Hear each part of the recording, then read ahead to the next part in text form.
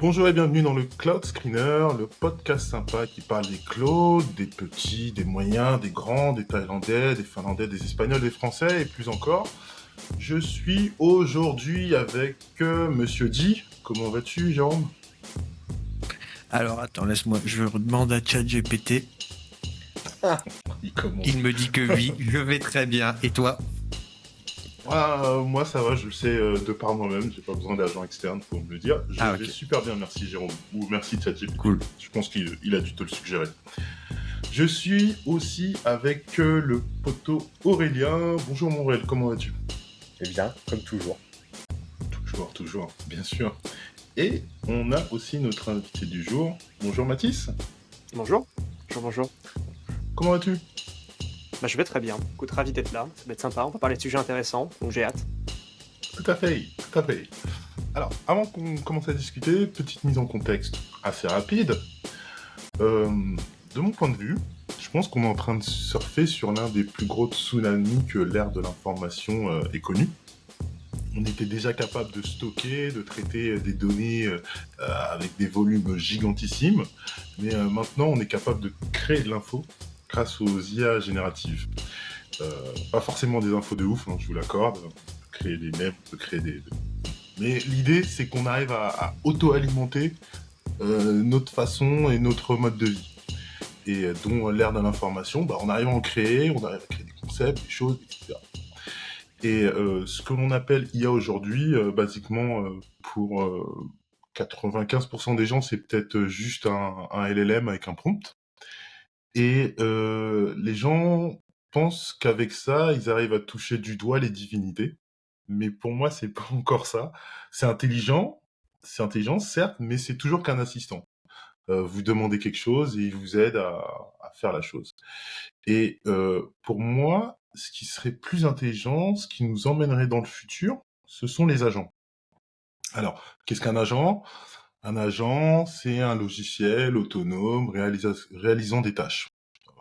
Voilà. Basiquement, on peut dire que c'est ça. Si on prend, on applique ça par exemple à l'automobile. Moi, j'ai une vieille caisse avec des features quand même intéressantes, hein. J'ai un régulateur de vitesse, j'ai l'ABS, heureusement, j'ai envie de dire. J'ai deux trois trucs dans ma voiture que voilà, il y a des logiciels dedans qui me permettent de mieux conduire. Mais encore une fois, tout ça, ce n'est que de l'assistanat. De l'assistanat à la conduite. C'est quelque chose que moi, je suis le conducteur et ça va m'aider. Maintenant, quand Aurélien se ramène avec sa Tesla, dedans, il y a un agent autonome qui perçoit son environnement avec des capteurs, des machins, des trucs. Il y a une IA qui réfléchit et qui prend des décisions de manière autonome. C'est-à-dire que, je sais pas s'il le fait en France ou en Europe, mais en tout cas, tu lèves les deux bras en l'air et la voiture, elle peut t'emmener à destination. Et c'est bien là qu'on peut sentir le gap de l'évolution technologique entre la voiture qui m'assiste, ma super Opel Meriva 2014 que j'aime, et la deuxième, la Tesla qui est capable d'agir toute seule, ou d'ailleurs d'autres véhicules autonomes. Mais on peut aussi voir un attrait politique ou même sociétal, où le premier, c'est-à-dire des technologies d'assistanat, c'est quasiment toujours bien vu.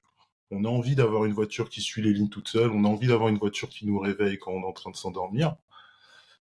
Cependant, l'agent autonome, lui, on va le bloquer par défaut en Europe. Parce que ça fait peur. Parce qu'on est en train de prendre une machine à qui on donne des responsabilités et on lui dit, bah vas-y, c'est la fête, agis comme agirait Joe ou Jane. Et ça pose problème. Et là, je suis en train de faire genre, je suis un expert futurologiste, etc. Mais en fait, non, je, je suis un petit hacker qui fait ses petits machins en Python. Et donc, pour en parler de manière plus expansive, plus intelligente, je vous ai ramené un ponte. Un ponte. C'est même pas moi qui l'ai ramené, c'est un autre ponte. C'est un gars qui s'appelle Aurélien qui est par ici, qui nous a ramené Un ce pont? ponte-là. Un pont ou un prompt? Haha, pardon. Ouf, ouf. Ah là là, l'intervention, j'apprécie, Un, Jérôme, merci beaucoup. un ponte du ponte, Ouf, j'ai envie de ouf. te dire. Ouais, bon, on Oh va là là. arrêter les blagues à la Ruquier parce que ça va faire fuir tout le monde. Ouf, ouf, ouf, ouf, ouf. Bref, et donc, cette personne, ce n'est pas une IA, ce n'est pas un modèle, ce n'est pas un agent, c'est un être humain. C'est Mathis Frédérico. Bonjour Mathis, merci Bonjour. d'être venu. Alors, ce qui est intéressant dans tout ce que tu as dit, c'est que tu as parlé des agents. Mm, C'est marrant parce que j'ai l'impression que les gens ont découvert le mot agent en 2024. mm. Mais en fait, les agents, ça existe depuis vachement longtemps, hein. Ça existe depuis même Turing, depuis avant qu'on fasse des ordinateurs, en fait, hein. Donc, C'est c'est ça, très drôle, ce terme d'agent. Je pense il va revenir régulièrement dans l'histoire de l'humanité. Et à chaque fois, il va nous faire envie, il va nous faire rêver et il va nous décevoir. Et la question, c'est est-ce que cette fois-ci, ça va être la fois de plus, ou est-ce que ce sera la dernière fois, ou est-ce que ce sera voilà, c'est un peu la question que les gens se posent aujourd'hui. J'ai un avis un peu sur la question, mais ça reste qu'un avis personnel. Donc, Mm, plutôt que de regarder le futur et les avis personnels, je vous propose de regarder un petit peu déjà ce qu'on a aujourd'hui. Notamment en termes d'agent, c'est drôle, tu prenais l'exemple de la voiture autonome, mais c'est un très très bon exemple. C'est drôle parce que tu parles d'un agent qui regarde l'environnement, etc. Mais ton ABS, il a des capteurs, hein. Aujourd'hui, tous les systèmes précommandés, hein, ils ont déjà des capteurs. Ils ont une boucle par retour exactement. d'état, il y a des ingénieurs qui ont fait leur travail pour faire en sorte que la voiture, quand tu lui demandes de faire ce que tu veux qu'elle fasse, elle fasse ce que tu veux qu'elle fasse. C'est ce qu'on appelle la précommande. Et ça me rappelle justement en école, j'avais exactement ce genre d'exercice où les gens parlaient de voiture autonome, sauf que ta voiture autonome, tu lui disais exactement sa trajectoire à chaque instant, mais elle était autonome, parce que regarde, elle le faisait tout seul. Et donc c'est très drôle, parce que quand on parle d'autonomie et quand on parle d'intelligence, ce sont des termes qui sont très vagues et très flous. Donc il y aura beaucoup de définitions, j'imagine, dans ce podcast pour qu'on sache un peu de quoi on parle précisément. Moi, Et donc, je peux déjà te dire que très honnêtement, et en tant que dev, à part sur l'autoroute en ligne droite, je n'utilise jamais le FSD de la Tesla. C'est en France, c'est inimaginable. C'est inimaginable. Il y a beaucoup trop de complexité sur les routes. À San Francisco, sur les routes carrées, j'ai aucun doute que, vu le nombre d'heures de vidéos qu'ils doivent avoir là-bas pour avoir fait l'apprentissage de toutes les routes de SF, ça fonctionne très très bien, j'en doute pas. Mais c'est pas du tout le cas en France. C'est pas plus qu'une aide à la conduite qu'on a sur toutes les voitures européennes. C'est maintien dans la voie et ce qu'on appelle le régulateur de vitesse adaptatif qui existe dans l'industrie automobile depuis une vingtaine d'années, je pense. Et du coup, la question c'est, qu'est-ce qui a changé? Pourquoi est-ce que les gens ont l'impression que c'est différent aujourd'hui par rapport à avant? Pourquoi est-ce qu'aujourd'hui, on était capable de faire des machines, comme tu dis, qui traitent des volumes de données incroyables, on était capable de faire des algos de recommandation, on était capable de faire de la génération de données, hein.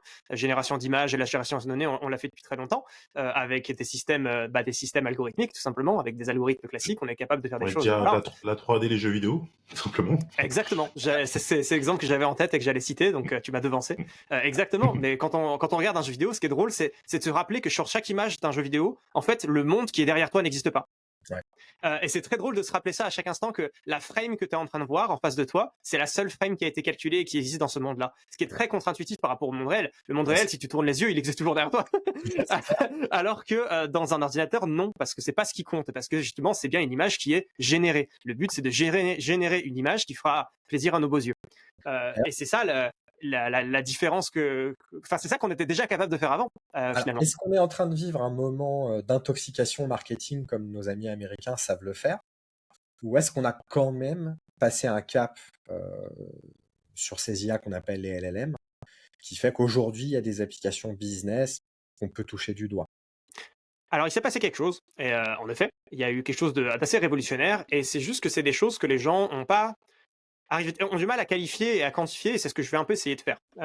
Si vous voulez, on va commencer à parler un petit peu d'informatique théorique et de choses comme ça, mais vous inquiétez pas, je vais vous accompagner là-dessus. Mais l'idée, c'est d'aller un peu se décrire c'est quoi ce truc-là qui est différent aujourd'hui, en tout cas selon moi, et qu'est-ce qui fait que oui, c'est un game changer, mais que non, c'est pas la fin du chemin. Et c'est vraiment sur ça que j'ai envie d'aller.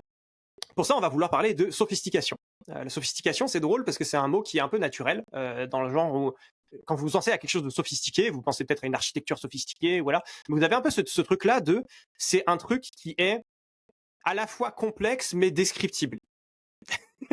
La sophistication, voilà. C'est ce qui va être un peu l'opposé du complexe de bruit. C'est-à-dire que si je vous demandais d'essayer de décrire, par exemple, votre clé Wi-Fi, voilà, hormis l'apprendre par cœur, ça va être très dur de savoir trouver une sous-structure dedans. Ce sera quelque chose qui sera très chaotique, mais sans sous-structure. À l'inverse, si je vous demandais de décrire une image toute bleue, je peux littéralement le faire en disant juste une image toute bleue, et ça marche très bien. Ça veut dire que ça contient très peu d'informations, alors qu'il peut y avoir beaucoup de pixels individuels, hein, dans une image toute bleue, mais pourtant ça consomme que très peu ça ne concerne finalement que très peu d'informations. Ça, en fait, cette notion-là dont on est en train de parler, c'est la notion d'entropie. En gros, l'information, elle a plus ou moins d'entropie. D'ailleurs, le terme entropie, hein, on le voit partout en machine learning, c'est pas pour rien. C'est parce que c'est ce qui vous permet de quantifier la quantité d'informations que vous avez dans une donnée en soi. Si vous vouliez, en tout cas, la communiquer, pas la construire. Et donc, l'idée étant, aujourd'hui, ce qui a changé par rapport à avant, c'est qu'avant, on était capable de générer des choses qui étaient à très faible entropie. Pourquoi? Parce qu'on était capable de générer des choses qui étaient très ordonnées, très organisées, parce qu'on avait des algorithmes qui allaient nous permettre de générer des choses dans un cône très réduit, on va dire, de complexité. Et donc, on avait des choses qui étaient très structurées, parce que, par définition, il y avait un humain qui avait écrit un algorithme quelque part, et que cet algorithme était une description suffisante de la donnée que vous alliez faire. Ce qui a changé avec les modèles d'IA aujourd'hui, c'est qu'on est passé d'une description à faible entropie à des descriptions à haute entropie. Aujourd'hui, on est capable de générer des choses qui sont justement des images, etc. Mais ce qui est très drôle, c'est que cette entropie qui fait qu'augmenter, en fait, c'est pas suffisant pour décrire les types d'informations qu'il y a. Je vais prendre l'exemple d'une tasse de café ou d'une tasse de chocolat, ce que vous préférez. Voilà. Imaginez que vous avez une tasse de lait et que vous mettez du chocolat dedans, ou inversement, que vous avez une tasse de café initialement et que vous mettez une goutte de lait dedans. Voilà. Initialement, vous avez une tasse de café, c'est très facile à décrire. C'est une tasse qui est toute noire, complètement. Voilà.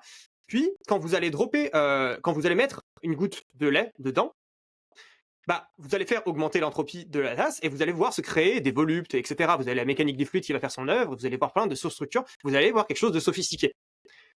Et ce sophistiqué est manipulable, hein, vous pouvez même dessiner un cœur dedans, etc. Mais en soi, ça restera sophistiqué. Il y a plein de petites choses dedans, et là, ça monte en compétition. Et si vous continuez de mélanger votre café, en soi, il va continuer de monter en entropie. Pourquoi? Parce qu'à l'échelle microscopique, la répartition entre les gouttes de lait et les gouttes de lait et les gouttes de café, elle va être de plus en plus complexe, elle va être de plus en plus bruitée. Mais à l'œil humain, ce qui est très drôle, c'est qu'on dirait que ça se simplifie. Parce que ça va commencer à se mélanger et ça va commencer à redevenir uniforme, dans le sens où ça va redevenir juste une tasse de café au lait. Voilà, tout simplement. Et ce sera plus ma tasse de café avec ses formes dedans, etc., de sophistiquées et complexes, etc. Et c'est exactement ce phénomène-là dont j'ai envie de parler. C'est-à-dire que l'entropie n'a fait qu'augmenter pendant toute cette transformation. C'est-à-dire qu'on est passé de quelque chose qui était très ordonné, qui était le café pur, jusqu'à quelque chose qui est très désorganisé, qui est un mélange chaotique de café et de lait. Et entre les deux, on est passé par un truc un peu bizarre, qui est que il y avait quelque chose, on a l'impression d'avoir fait une parabole quelque part. On a l'impression qu'il y a quelque chose qui a augmenté, qui a réduit après. Et ça, c'est la sophistication, justement. C'est vraiment cette notion de sophistiqué. Maintenant, cette parenthèse étant fermée, entre guillemets, considérant que c'est que la sophistication, pourquoi est-ce que nos IA elles sont intéressantes aujourd'hui? Parce qu'on a fait un bond de l'autre côté de la sophistication. En fait, avant, on était capable de faire les choses qui étaient à basse entropie, mais peu sophistiquées. Maintenant, on est capable de faire les choses qui sont à haute entropie, mais peu sophistiquées. Et la question, c'est, est-ce qu'on arrivera à faire les choses à haute sophistication? Est-ce que nous, on fait? Si aujourd'hui, pour moi, les agents, ils ont du mal à agir dans le monde réel, c'est parce que le monde réel est un environnement très sophistiqué et qu'il faut être capable d'exploiter les sophistications du monde autour de nous pour pouvoir y répondre. Et donc, il faut avoir un comportement adapté à quelque chose de sophistiqué, donc très souvent un comportement sophistiqué. Et c'est quelque chose que nous, les humains, ou même les moineaux, les êtres vivants en général, la vie en général, est excellente à ça. Et pour l'instant, aujourd'hui, les machines, c'est toujours pas le cas. Et c'est toujours non. Même si, en effet, on a créé des choses très très nouvelles, ça reste très très nouvelle, mais très très différente de ce que fait la vie. Donc voilà, c'était pour une introduction un peu globale à la vision que j'ai par rapport à tout ça. C'est bien parce que ça me rappelle une discussion qu'on avait eue déjà, et justement, ouais. La vraie question que j'avais envie de te poser quand je t'entends dire ça, et je pense que personne n'a la réponse, c'est est-ce qu'on se trompe en utilisant un autre chemin que celui que l'évolution et la vie a utilisé sur des millions d'années, ou est-ce que non? Est-ce que c'est une voie qu'il faut qu'on explore et ça fera des choses différentes, mais ça ne sera jamais nous? Je pense qu'à partir du moment où tu utilises des GPU, ce sera jamais nous. Hein. Ça, ouais, c'est sûr voilà. Que il y aura pas bon là-dessus. C'est pas le discours dans la Silicon Valley bon. Il y a d'autres podcasts francophones où si tu les écoutes... Bien sûr, mais c'est pas parce que tu crées quelque chose qui a un comportement complexe que c'est quelque chose qui a un comportement complexe qui se ressemble. En fait, c'est drôle parce que d'un humain à l'autre, on sait très bien qu'on a une individualité, qu'on est assez différent, qu'on a des façons de réagir, des personnalités, etc. Et c'est très drôle de penser que, on voit très bien qu'un moineau, voilà, c'est très différent d'un humain. Pour les gens, les deux sont intelligents à leur manière et les deux ont des comportements complexes. Et c'est très très bizarre de se dire qu'un humain est égal à un moineau, quoi. Et c'est très très bizarre de se dire aussi qu'un humain est complètement différent d'un moineau. parce qu'on voit bien qu'il y a des similarités. Je veux dire, on a tous besoin de survivre, on se passe tous dans un monde en 3D, etc., etc. Les Quoi. yeux, on a tous un cerveau. Voilà, il y a quand même des choses en commun, quoi. Sans cerveau, les humains. Cerveau, ouais. Attends, Me attends, lancez attends, pas attends. sur Maga. Me lancez pas sur Maga. Il y a une question que je me pose. Alors on l'a, mais il n'est pas forcément actif. Tu cerveau. parles de choses très sophistiquées. Ouais. Qu'est-ce qui t'a permis de comprendre des choses aussi sophistiquées? Est-ce que tu peux te présenter à nous pour qu'on comprenne Mon background. Exactement. Alors, je suis juste un scientifique, au final, un ingénieur et un scientifique passionné par ces questions-là. Alors, j'ai fait Centrale Supélec, école d'ingénieur, dans laquelle j'ai fondé Automatan, donc l'association d'intelligence artificielle, quand je suis arrivé en première année, justement parce qu'il y avait pas de lieu pour se réunir et communiquer autour de ça. Et j'adore communiquer autour de ces sujets-là et surtout faire de la vulgarisation. Et Très étonné. Très Hein étonné, très étonné, parce que je connais ton jeune âge, qu'il n'y ait pas eu avant ton arrivée à Centrale d'association pour parler de ces sujets-là. Eh bien, ouais, en soi, on n'était pas les premiers dans les écoles d'ingénieurs françaises, mais on était les deuxièmes sur les centrales, hein, donc on n'était pas non plus les derniers, quoi. On était les deuxièmes, et les premiers, ils étaient l'année d'avant nous, à Centrale Marseille. Et donc, en fait, c'était dans l'air du temps, en soi. Ok. C'était dans le renouveau et dans l'air du temps, le temps que les gens se disent que l'école par elle-même ne va pas nous donner les ressources nécessaires pour faire ça, parce qu'elle a un train de retard sur le fait que forcément, c'est des choses qui sont très on edge, quoi. Est-ce que c'est son but à une école d'élite comme Centrale? Je pense pas. Je pense que le but d'une école, c'est d'apprendre ce que sont les croyances et les connaissances communes, et donc le tronc commun de connaissances que tu es censé avoir pour aller être efficace dans le monde réel. Mais c'est pas forcément les mêmes que sur les nouveaux métiers et les nouvelles formations. Et il y a des nouvelles connaissances qui c'est pas forcément leur travail. Eux, leur travail, c'est surtout nous donner un cadre dans lequel on va pouvoir grandir par nous-mêmes. Et finalement, c'est exactement ce qu'ils ont fait, parce que sinon, j'aurais pas pu fonder Automatan et y passer tant. Exactement. Et y passer le temps que j'y ai passé. C'est ce que j'allais dire. Et donc, suite à l'école, j'ai un parcours un peu bizarre, hein. J'ai fait de l'entrepreneuriat un petit peu. J'ai tenté de me poser la question de est-ce qu'il n'y a pas un meilleur moyen que l'académie actuelle pour essayer de valoriser la création de connaissances, ce qui est un sujet très lourd en lui-même, qui sera peut-être pas le sujet d'aujourd'hui. Et finalement, j'ai fait en parallèle, j'ai fait de la recherche du coup de mes études. En particulier, j'ai fait de la recherche sur la question j'ai commencé par l'interprétabilité en apprentissage par renforcement. Parce que c'était bien beau d'avoir un AlphaGo et un AlphaZero qui pouvaient battre les champions du monde, mais si tu as une machine en face de toi qui est capable de battre le champion du monde, mais qu'elle n'est pas capable de t'expliquer comment faire, c'est un peu inutile. En tout cas pour moi. J'avais un peu cette ambition de me dire, c'est quand même dommage qu'on ait tant d'intelligence qui soit concentrée quelque part et qu'on soit pas capable d'en ressortir quelque chose d'intelligible pour nous. Ouais. Et donc j'ai commencé par là ma recherche, et très vite je me suis rendu compte que en fait c'est parce que les machines ne sont pas si intelligentes que ça quand il s'agit de transmettre des connaissances, parce qu'en fait elles ne centralisent pas leurs connaissances, et leur façon de réutiliser des connaissances et de se rendre compte même qu'elles ont des connaissances, c'est quelque chose qui est très difficile en fait, et c'est un sujet qui aujourd'hui en fait n'est pas non plus tant que ça résolu. Cette capacité qu'on a d'acquérir de nouvelles compétences et donc d'avoir une capacité d'apprentissage, c'est exactement ce dont François Chollet parle, le fait que cette différence entre la compétence et l'apprentissage, la capacité d'apprendre de nouvelles compétences sur on the fly, sur le moment, que sur le moment on soit capable de résoudre de nouveaux problèmes, ça n'a rien à voir avec le fait qu'on était capable de compresser des connaissances a priori. Et aujourd'hui, pour moi, le machine learning, il est excellent pour tout ce qui est compresser des données, donc des connaissances a priori, mais il n'y a pas ce truc qui nous permet d'en développer de nouvelles en temps réel.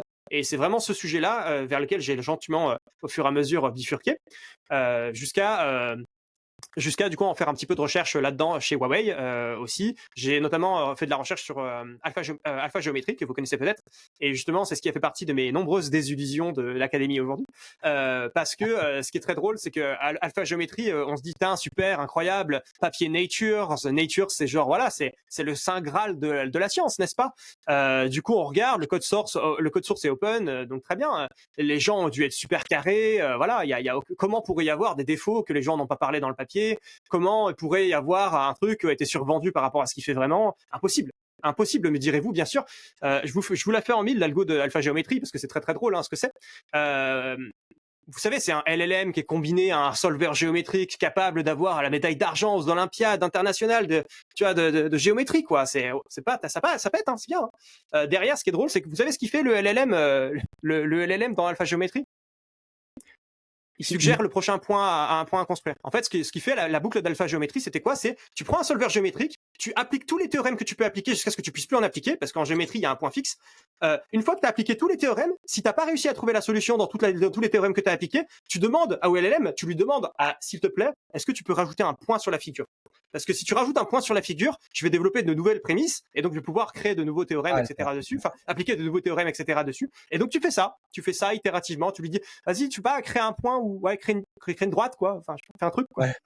Et tu lui demandes comme ça de rajouter juste une marque itérativement, et après tu réappliques le solver géométrique jusqu'à ce que tu trouves éventuellement ton théorème. C'est du brute forçage, ça. Non, mais t'inquiète, mais c'est comme ça qu'on a battu Kasparov en 98. Ouais, et pourtant, les gens ont paniqué, ils étaient là que c'était de l'intelligence aussi. Non, donc, moi, j'ai pas paniqué quand j'ai vu Kasparov parce que j'ai tout de suite compris que c'était du brute force et que ça sert. Enfin, c'est ok, bien, t'as mis le plus gros PC, tu calcules plus vite que le cerveau de Kasparov, bravo, t'as gagné, quoi. C'est pas si évident parce qu'il y a beaucoup de choses sur lesquelles les machines sont encore très nulles. Parce qu'en fait, si ça c'était vrai, en fait, la puissance de calcul d'un humain, c'est nul. Je veux dire, on a nos 100 watts, nos 200 watts, là, c'est super, mais c'est nul. Bien sûr. Aujourd'hui, on est capable de faire bien plus. On parlait de cloud en introduction. Je veux dire, si aujourd'hui on veut de la puissance de calcul, on est capable d'envoyer des terawatts s'il faut, quoi. Donc, donc pourquoi est-ce que les machines sont encore nulles dans des trucs où on est excellent alors qu'on consomme 100 watts? Et c'est exactement tout le sujet, tu vois, de ce qui m'intéresse en recherche et de ce que j'ai poursuivi. Et donc, voilà d'où je viens et voilà ce qui m'intéresse globalement. Aujourd'hui, je travaille chez la H Company, donc, qui est justement une boîte d'agents. Mais voilà, ce sont des sujets justement intéressants de cette question-là, de comment est-ce qu'on va être capable de faire des machines qui vont interagir avec le monde réel de façon à ajouter de la valeur de façon autonome. C'est pas si simple. Et surtout, c'est pas aussi résolu que ce que la Silicon Valley veut vous faire croire. Bon, c'est clair. Moi, je vais donner mon point de vue d'ingénieur développeur. Je suis pas scientifique du tout comme toi. Aujourd'hui, ce que je vois dans ce que j'essaye de faire avec l'IA, c'est que je peux faire du cobo, mais pas du robot. C'est pas vrai. C'est-à-dire que je peux avoir un assistant qui va aider un humain à faire une tâche, qui va accélérer un humain, mais il y a quand même besoin de l'humain pour un moment lui dire non, stop, ça c'est nul, ça refait ça c'est pas bien. Si tu le laisses faire tout seul, c'est l'assurance, quel que soit le modèle que tu prends, d'avoir des conneries derrière qui sont. Je veux pas faire de mal aux gens qui sont persuadés que le vibes coding va changer leur vie, mais c'est pas le cas. La question, c'est pourquoi. Red flag, il n'y a pas ce mot ici. Mais, tu peux y aller, Mathis. Il y a pas. La question à se poser, c'est pourquoi. Pourquoi aujourd'hui un LLM, quand tu le mets en face d'une situation, il va pas se rendre compte qu'il est en train de faire des conneries, qu'il est en train de tourner en rond, qu'il est en train de. Pourquoi? Parce qu'il a pas, comme le disait Yann Lequin, les machines n'ont pas de sens commun. Quelque chose qui nous est totalement, c'est tellement inné chez nous qu'on n'est pas capable de t'expliquer presque ce que c'est. Les machines en sont réellement dépourvues, je pense.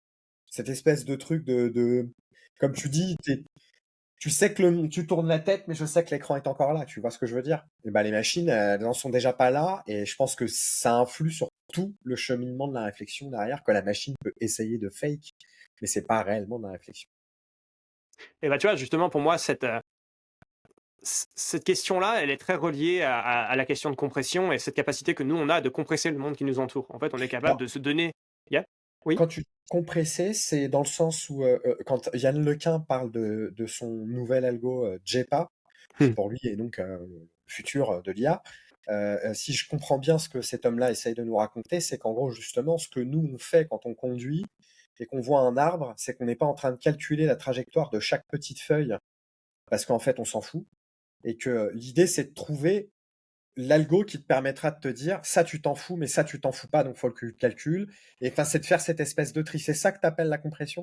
Pas vraiment, parce que ça serait juste de l'attention en soi. Ok. On se le disait. Parce que l'attention, c'est comment, c'est ce à quoi tu vas, c'est comment tu vas filtrer tes inputs en soi, tu vois. C'est comment est-ce que tu vas considérer dans tes capteurs sensoriels qu'est-ce qui mérite mon attention ou pas, littéralement. Et c'est pas la même chose que se dire d'accord, mais une fois que j'ai l'information, qu'est-ce que j'en fais? Qu'est-ce que j'en fais? Tu vois, et comment j'arrive à l'utiliser de façon efficace? Et comment, voilà. En fait, ce qui est très drôle, c'est que les humains, on a plein de biais cognitifs, et ça semble être un truc négatif, mais en fait, c'est probablement un truc très positif qu'on en est. C'est peut-être pas pour des mauvaises raisons qu'on a des biais cognitifs, tu vois. Si on a tendance à vouloir simplifier les choses, à vouloir faire du noir ou blanc, si la politique est aussi catastrophique, justement, parce que les gens veulent faire du noir ou blanc, aujourd'hui, c'est bien parce que c'est plus simple, littéralement pour nous, de conceptualiser le monde de façon simple. En fait, ça nous consomme moins d'énergie d'avoir un monde qui est simple, parce qu'on compresse le monde à des choses plus simples. C'est ça que je veux dire. C'est ça, en fait. Et c'est en ça que tu penses que les êtres vivants sont et seront toujours plus forts que le silicium. Alors, j'ai pas dit qu'ils seraient toujours plus forts. En vrai, pour moi, il y a aucune raison pour laquelle on serait pas capable de faire ces choses-là. C'est juste qu'aujourd'hui, on D'accord. sait pas faire, en tout cas. Aujourd'hui, on sait pas le faire, et ceux qui vous vendent, qui savent le faire, Ah, je sais pas d'où ça vient. mais il y a un bruit chelou, ouais, en Il y effet, avait il y avait un aspirateur qui parlait à mon avis. sûrement. Je sais pas si ça. C'est pas trop la question dans le futur, tu vois. Je sais pas si on sera capable ou pas de faire d'avoir des machines qui ont des comportements aussi complexes que les nôtres et aussi adaptatifs que les nôtres. Et en soi, c'est pas exclu. Ce qui est sûr pour moi, c'est que les technologies aujourd'hui sont pas suffisantes et Ouais. il y a besoin d'une technologie de rupture. Je suis parti, voilà, je suis très d'accord avec François Chollet, etc., qui disent que il y a un changement de paradigme qui va être nécessaire à un moment si on veut pouvoir arriver là, parce que pour l'instant, ça n'existe pas, quoi. Et donc on parle bien aujourd'hui, on utilise massivement des GPU qui sont finalement des processeurs qui sont capables de faire des additions, des soustractions en mode parallèle sur des matrices très très rapides. Pour toi, ça, c'est pas la solution. C'est-à-dire qu'il va falloir trouver autre chose pour faire autre chose au niveau mathématique. Je parlais plus de la descente de gradient et même du coup du software qu'on a au-dessus et de la façon dont on a d'apprendre des données. Ok. Je parlais plus de ça que vraiment du hardware sur lequel il est Bien. implémenté. Pour moi, le hardware, c'est surtout une logique d'efficacité. D'ailleurs, c'est le cas pour un GPU face à un CPU. En soi, tout ce qu'on fait sur un GPU, on peut le faire sur un CPU. C'est Ouais. juste que c'est juste beaucoup moins efficace. Et donc, en fait, la question de est-ce que les GPU ou est-ce que les CPU sont suffisants comme substrat pour être suffisamment efficaces pour faire ça, je pense que c'est pas impossible que oui. Voilà, pourquoi D'accord. pas. Mais la question, pour moi, c'est surtout, il y a un problème avec la descente de gradient et en fait, de façon générale, le fait que tous les algos qui s'entraînent avec une descente de gradient subissent les lois d'échelle polynomiales, des lois d'échelle polynomiales. Alors, je m'explique. Une loi d'échelle polynomiale, ça veut dire que vous allez plus on va lui donner de données, plus on va lui donner de puissance de calcul à votre système, et plus s'il est capable de passer à l'échelle, il va monter en performance. Mais il va monter en performance pas de façon exponentielle, hein, il va monter en performance avec une loi polynomiale. C'est-à-dire que ce que ça veut dire au fond, c'est qu'à chaque nouvel exemple qu'on va lui montrer, il va apprendre de moins en moins. Et ça, c'est ça qui est très bizarre avec les transformers aujourd'hui. Hein. C'est ce qui se passe avec un GPT et autres. Hein. Donc tous les LLM qu'on a aujourd'hui, ils subissent ça. Alors justement, les gens ont vu ça comme une bonne chose, c'est-à-dire que plus de puissance et plus de données égale plus intelligent. Voilà ce que les gens ont retenu. Et donc les gens ont retenu ça. Donc ils ont dit bon, s'il faut faire péter des ordres de grandeur de calcul, on fera péter des ordres de grandeur de calcul. Et pareil pour la donnée. Et résultat, on se retrouve à avoir des modèles qui ont eu des trillions de paramètres et qui n'ont pas forcément marché d'ailleurs, et avoir des modèles qui ont eu énormément de données et qui n'ont pas forcément marché d'ailleurs. D'accord. Et Donc ça veut aujourd'hui, bien les gens. dire Ouais. qu'on arrive au bout de ce chemin-là, que la Silicon Valley adore parce que ça va faire vendre du GPU à Nvidia, en veux-tu, en Exactement. voilà. Et donc ça, Mais tu sais ça, que hier, j'étais avec des gens de chez Google en train de parler de Gemini et de Gemma. Donc Gemini, c'est le modèle public qui doit être à je sais pas combien de centaines de millions de de milliards. paramètres, et 2 milliards plutôt. Et Gemma, c'est pas la version, mais c'est un développement open source, entre guillemets, que tout le monde peut utiliser. Et Gemma 4, qu'ils ont sorti il y a, je crois, 1 ou 2 mois, dépasse pas 27 B. Et ils veulent pas partir dans le 70, ils veulent pas partir dans le 100, dans le 140, dans le 150, parce qu'en fait, leur problème, c'est que quand tu prends un modèle de 70 et de 140, tu peux pas le fine-tuner, quoi. Faut que tu passes ta vie avec plein de data pour arriver à lui faire changer un petit truc dans son cerveau. Alors qu'en 27B, bah ouais, je t'entraîne et tu vas comprendre tout de suite ce que j'ai envie de te dire. Ouais. J'appellerais pas ça un cerveau, mais plutôt des poids, mais certes. On est d'accord, on est d'accord. Je vulgarise, disons. Mais oui. Mais oui. Mais du coup, ouais, cette question d'avoir des modèles toujours plus gros, etc., c'est surtout ça qui, pour moi, me fait me dire qu'il nous manque quelque chose et qu'il y a un paradigme qui a besoin de changer parce que c'est. En fait, si c'était le cas pour les humains, on n'aurait aucun intérêt à se spécialiser. En fait, la spécialisation n'aurait pas d'intérêt parce que plus tu apprendrais de choses dans un domaine et moins tu serais capable d'en apprendre. Ouais. Mais ouais. Ce qui n'aurait pas beaucoup de sens. Voilà, c'est clair. C'est clair. Et c'est ça qui est ouf. C'est là que tu vois pas qu'on se trompe, mais qu'en tout cas, on a emprunté un chemin que la nature a décidé de pas emprunter, certainement pour cette raison-là. Qui est qu'en fait, c'est pas efficace. Si tu augmentes la data, mais que tu n'augmentes pas ton apprentissage, c'est quand même terrible. Moi, je dirais pas que c'est la nature qui a décidé de nous donner ça, c'est plutôt que ceux qui n'avaient pas ce mécanisme de ça te fait plaisir quand tu arrives à comprendre des choses de façon plus succincte, ils sont morts. Ouais, tout simplement. Voilà. Quand je dis la nature, c'est le bon vieux Darwin, en fait. Voilà, et Darwin, les gens le prennent dans le mauvais sens. C'est pas on s'est adapté. Non, c'est que ceux qui restent, c'est ceux qui l'avaient. Bah oui, c'est comment ça dingue. Il n'y a C'est pas tout. d'adaptation, c'est la sélection. Et La donc sélection. aujourd'hui, et justement, ça fait partie de mon argument, entre guillemets, de me dire qu'aujourd'hui, si toute la vie a un peu cette capacité d'exploiter des sous-structures de leur environnement, et donc d'exploiter la sophistication de leur environnement pour pouvoir se comporter de façon efficace avec très peu de calcul, je suis quasiment sûr que c'est un truc qui va être nécessaire pour l'intelligence artificielle générale, avec de grands guillemets, que les gens prévoient tant, Alors, et que les gens attendent tant. je me permets de te relancer, puisque tu as parlé de François Chollet, Ouais, je me permets de te relancer sur Arc, qui est donc ouais, on va peut-être expliquer un petit peu ce que c'est. En gros, Arc, c'est un test que François Chollet a créé avec des datasets qui n'existent nulle part. Et en gros, l'idée, c'est de piéger un LLM en lui montrant des problèmes où on est à peu près sûr qu'il ne les a jamais vus avant, et de voir s'il est capable de s'adapter. c'est plus profond que ça. C'est plus profond que ça. C'est pas juste une question de corruption de données. Ok. Mais vas-y, je te laisse finir, excuse-moi. Non, mais c'était, si tu as une meilleure définition plus précise, je suis preneur. Parce En que fait, c'est le ce que problème, moi j'en ai compris. ce que Arc est censé faire, c'est pas vraiment tant que ça empêcher la corruption de données, mais c'est plus essayer d'avoir une vision unifiée d'un problème qui est suffisamment simple pour qu'il soit simple pour les humains, mais qui est suffisamment difficile pour qu'ils mettent en échec des LLM. Et pourquoi est-ce qu'ils font ça? C'est pas dans le but de prouver l'intelligence artificielle générale et de faire un benchmark qui dira ça y est, on a l'IA générale. Non, le but c'est de se dire qu'est-ce qui nous manque et où est-ce qu'il manque des choses, et donc de trouver des exemples concrets de on montre là où il y a des problèmes. Et c'est ce qui s'est passé avec Arc, et Arc l'année dernière justement était un excellent exemple du fait qu'un changement de paradigme nous a permis de tripler les performances, quoi, littéralement. Parce que ce Ouais. changement de paradigme, c'est de passer du pré-training, justement, à du test time fine-tuning. Et donc, le test time fine-tuning a littéralement triplé les performances Donc ça, c'est ce qu'on a vu.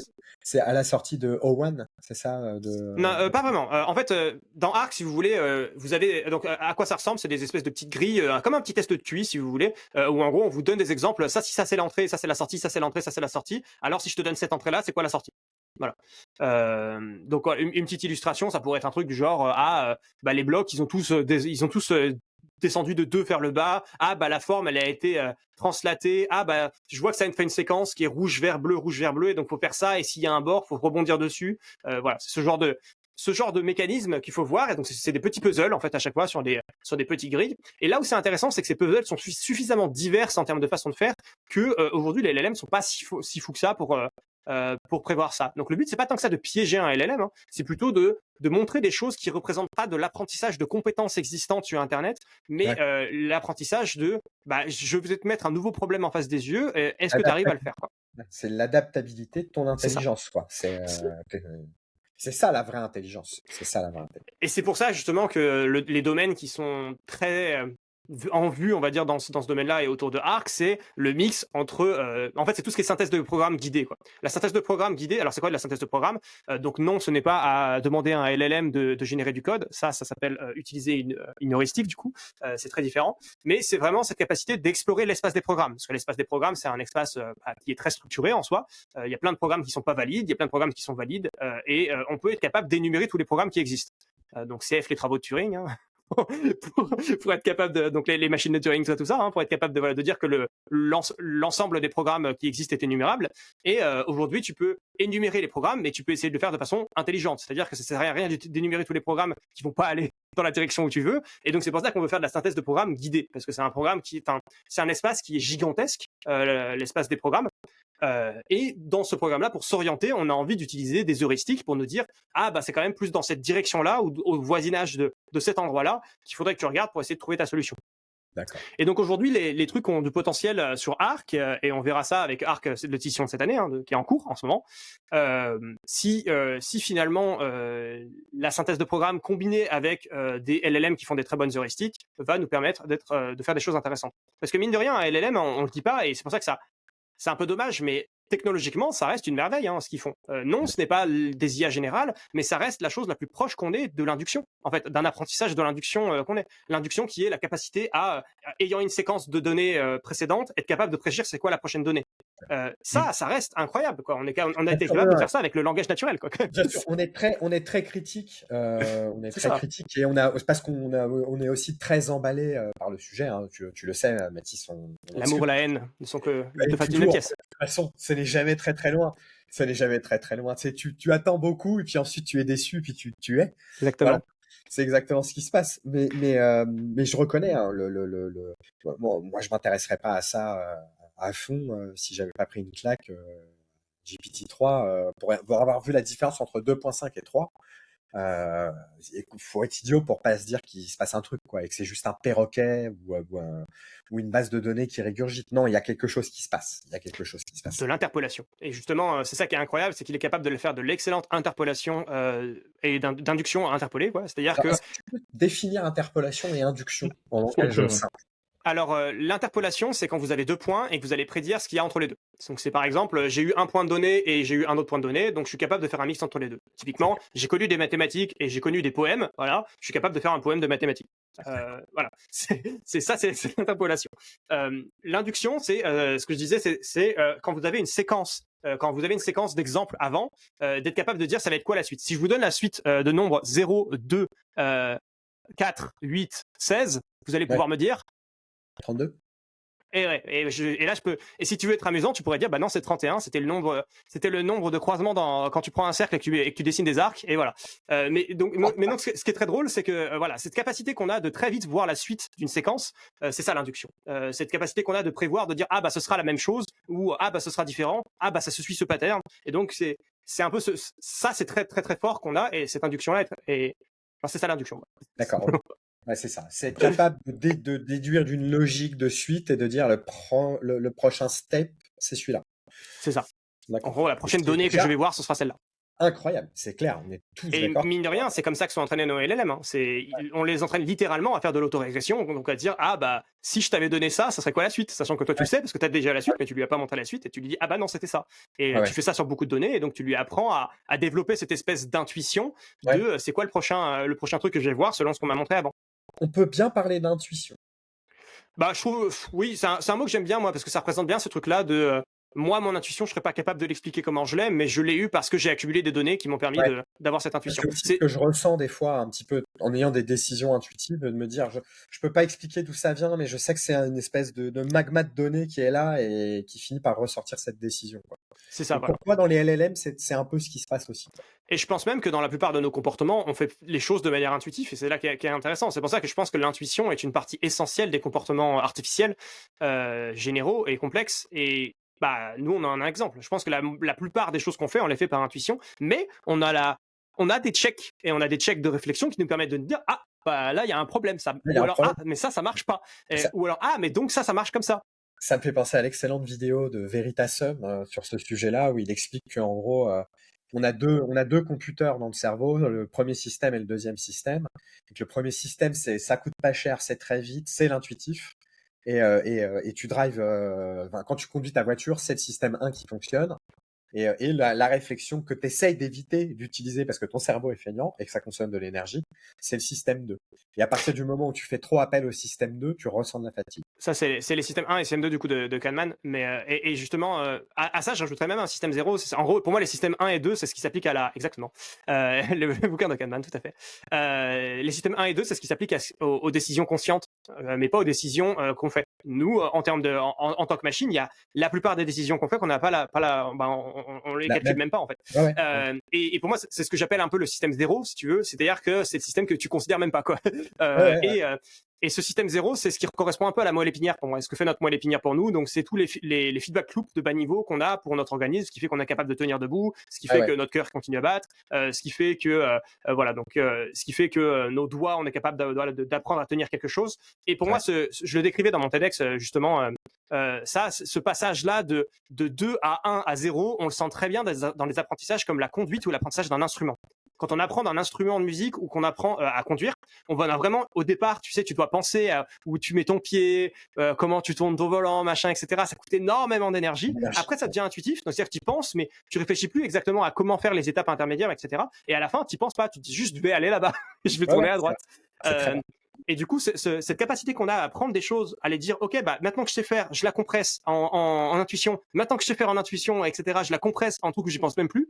C'est quelque chose que pour l'instant les machines ne sont pas capables de faire. Ne sont pas capables de faire. Et en fait, on n'a pas l'ombre d'une piste pour arriver à ça. Je dirais pas qu'on n'a pas l'ombre d'une piste. En vrai, il y a des choses à droite à gauche. Le simple fait qu'on en parle, finalement, c'est qu'on a des pistes. C'est pas si mal. C'est-à-dire qu'au moins, on est peut-être capable de qualifier le problème. Mais c'est vrai qu'aujourd'hui, ça manque de benchmark et de métriques où les gens vont se prouver qu'ils ont tort. Aujourd'hui, le problème de la recherche et de l'académie, j'en parlais tout à l'heure, c'est que les gens essaient de prouver qu'ils ont raison. Et quand tu essaies de prouver que tu as raison, le problème, c'est que la plupart du temps, tu vas trouver des solutions. Ouais. On est très très fort pour ça, les humains. C'est le biais de confirmation. Hein. Le biais de confirmation, c'est probablement le biais cognitif qu'on a le plus fort. C'est-à-dire que quand il s'agit de se convaincre que tu as raison, t'es souvent très très très bon pour trouver des ressources. Je vais faire le néophyte de la science, que je suis d'ailleurs. Mais pour moi, la méthode scientifique, c'était la contradiction, justement. C'était le plaisir d'avoir mis une théorie et de se la faire détruire. Si tu comptes pas faire carrière dans l'académie, ouais. En tout cas, l'image que tu as quand tu n'es pas scientifique et que tu dévores des vidéos de science, des livres de science, que tu es un fan de science, comme je te disais, pour moi, on est revenu au Je 19e suis très siècle. critique, hein, mais en effet, en soi, c'est ça que c'est censé être, la science. La C'est science, ça que c'est censé être, on c'est est censé d'accord. être du test d'hypothèse. L'idée étant que on est censé mettre une hypothèse a priori, faire une expérience pour pouvoir la tester et conclure sur est-ce que oui ou non ça tend à prouver, contredire ou à ne rien changer finalement à notre hypothèse et est-ce que ça dégage de nouvelles hypothèses. Et ce C'est que tu es en ça train de me la dire, science. c'est que le monde académique ne fonctionne plus comme ça aujourd'hui. Je pense pas, non.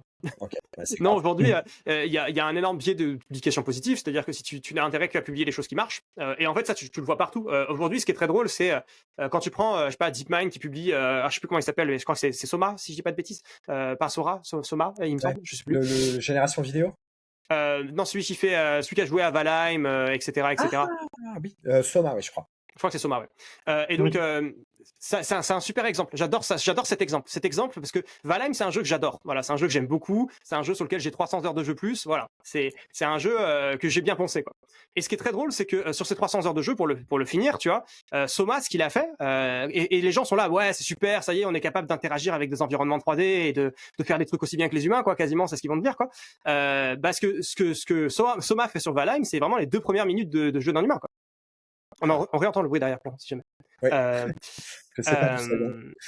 C'est vraiment les 2 premières minutes de jeu. C'est-à-dire que ce que Soma il est capable de faire, c'est de couper un arbre et d'aller trouver de l'eau, quoi. Enfin, je veux dire, c'est vraiment ce que toi, quand tu fais limite inconsciemment et sans aucun plaisir personnel, quand tu le fais, Ouais. parce que tu le fais juste parce que c'était normal et que ça allait bien arriver, quoi. C'est même pas quelque chose qui est vu comme un challenge pour un humain, et pourtant on est là, ah là là, c'est super, ça y est, DeepMind, ils ont résolu le fait de se mouvoir et d'interagir avec un environnement 3D. Et c'est même chose que pour AlphaGeometry, et AlphaGeometry, c'était nature, hein, comme papier. Donc, c'est pour moi, en tout cas, la chose qu'elle est censée optimiser, l'académie aujourd'hui, elle y fait défaut, à savoir la création de connaissances. Parce que, en fait, ce qui transpire en filigrane dans ce que tu es en train de nous expliquer, c'est que la recherche aujourd'hui, toutes ces boîtes que tu as citées, ce sont des sociétés, c'est pas des académies. Et donc, Ah non, c'est même pas ça, même l'académie, hein. Qu'on soit bien d'accord, mais je parle même des labos, et encore, c'est même peut-être pire dans l'académie, parce que si tu veux avoir une carrière académique, il faut que tu aies des citations. En fait, ça vient de comment est-ce qu'on quantifie la carrière des scientifiques et comment est-ce qu'on la valorise. Et aujourd'hui, en fait, vu qu'il y a trop de scientifiques par rapport au nombre de places, et depuis qu'il y a cette pression qui s'est inversée, ça fait que tu as besoin de sélectionner. Et depuis qu'on a besoin de sélectionner nos scientifiques et qu'on décide qui a le droit d'avoir des financements et qui n'en a pas, il faut bien une métrique. Et depuis qu'il faut une métrique, du coup, on a pensé au nombre de citations, au H-index et ce genre de conneries. Je vous rappelle que voilà, notre cher Raoult, hein, par exemple, hein, a eu un excellent H-index. Hein. Et c'est pas pour autant que c'était un gros H-index de sa profession. Justement, et c'est pour ça que les gens le considéraient comme un expert, etc. Et qu'il était, voilà, parce que c'est les métriques que les gens utilisent, alors que ce sont des métriques de merde. Hein. Je rappelle le H-index, ce que ça mesure, c'est le nombre de papiers que vous avez eu qui a eu au moins H citations. Donc si vous avez un H-index de 3, ça veut dire que vous avez au moins fait 3 publications qui a eu 3 citations. Ce qui est très drôle, c'est de se dire que si Shannon avait été mesuré avec son H-index, il aurait probablement un H-index de genre 2 ou 3, parce qu'il n'a pas publié beaucoup, mais il a littéralement inventé et conclu la théorie de l'information dans un papier, quoi. Mais par contre, lui, il aurait un H-index pourri, parce que il aurait un papier qui serait cité, je sais pas, 10 000 fois, tu vois, et il aurait les autres papiers qui seraient pas autant cités, quoi. Et donc voilà. Il n'y a pas que lui, il y a des. Genre Einstein, si tu regardes dans les métriques, aujourd'hui, Einstein, il est pourri, hein, quand tu regardes un scientifique. C'est ce que j'allais dire. Quand tu regardes sur ses métriques. Il y a un sacré problème du monde académique. Au-delà du fait que des boîtes comme DeepMind n'ont aucun intérêt à dire ça fait 2 ans, puis en fait non, on n'arrive pas. Surtout voilà, il y a en fait le fait qu'aujourd'hui, pour depuis que les boîtes privées se sont mis dans la course, donc, et qui utilisent ça pour des arguments marketing, parce qu'aujourd'hui, DeepMind, quand ils sont publiés Alpha Géométrie, c'était pas pour aider les mathématiciens. Je peux vous assurer que c'était pas pour faire avancer et aider les mathématiciens, c'est parce que c'est des arguments marketing qui sont très très forts pour Google et qui sont là, ça y est, c'est nous les meilleurs, et voilà, c'est de la visibilité, quoi. Ça participe à la bulle dont on parlait plus tôt, qui est que tout avance, tout progresse, on est super, et tout le monde a envie d'y croire. Mais c'est formidable parce que c'est vraiment c'est vraiment le truc des grosses boîtes, quoi. Elles sont obligées de te dire que tout avance, elles sont obligées de te dire qu'on va y arriver, que les GI c'est demain, et en fait ça va créer de la frustration, je pense. Ils devraient pas faire ça. Bah, c'est plus que des frustrations. En fait, ce qui est drôle, c'est qu'on a l'habitude. En fait, le phénomène des hypes et des bulles comme ça, c'est quelque chose qui maintenant on vit avec. En fait, c'est ça qui est drôle, c'est que les gens ont l'habitude. Je veux dire, elle est où la VR qui remplaçait tout là? Elle est où le metaverse? Il est où le metaverse? Et elles sont où les bitcoins, le bitcoin, la crypto qui allait remplacer tous les systèmes financiers? J'ai pas fait le Web Summit cette année, mais je peux te dire que Web Summit, chaque année, tu vois la tendance. Il y a 4 ans, c'était blockchain. Après, ça a été NFT. Ensuite, ça a été AI. Cette année, j'ai décidé de pas y aller. Cette année, c'est les agents.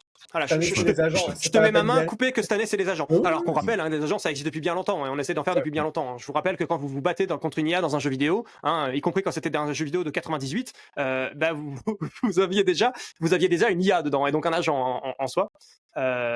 Et aujourd'hui, si vous pensez qu'un agent c'est plus qu'une boucle fort autour d'un LLM, c'est Je suis bien d'accord avec toi. c'est terrible, voilà. Donc en général, un agent aujourd'hui, c'est vous mettez de l'ingénierie et vous mettez des ingénieurs pas trop cons qui vont faire en sorte d'optimiser pour la tâche en question le fait d'utiliser un modèle, voire même d'adapter votre modèle à la tâche en question, ce qui est déjà très cool, ça permet de faire des choses très bien, etc. Mais est-ce que c'est de l'intelligence générale? Est-ce que c'est un saut technologique qui fait que ça va rattraper le problème des LLM, etc. Ça, c'est comme si on disait on va changer la carrosserie et t'inquiète, le moteur il sera mieux, quoi. Donc c'est quand même, voilà, c'est bon. En parlant de véhicules, Ouais. il me semble que Jérôme, tu avais 2-3 questions à propos d'automotive. Ouais. Alors, moi en fait j'avais surtout une question là, qui me brûle la testasse parce qu'on en a parlé surtout en off. Juste avant l'épisode. Toi, un livre, un roman, rédigé par une IA, tu l'achètes? Bah, je m'en fous. Je veux dire, je regarde déjà. En fait, ça dépend le contenu du livre. Ok.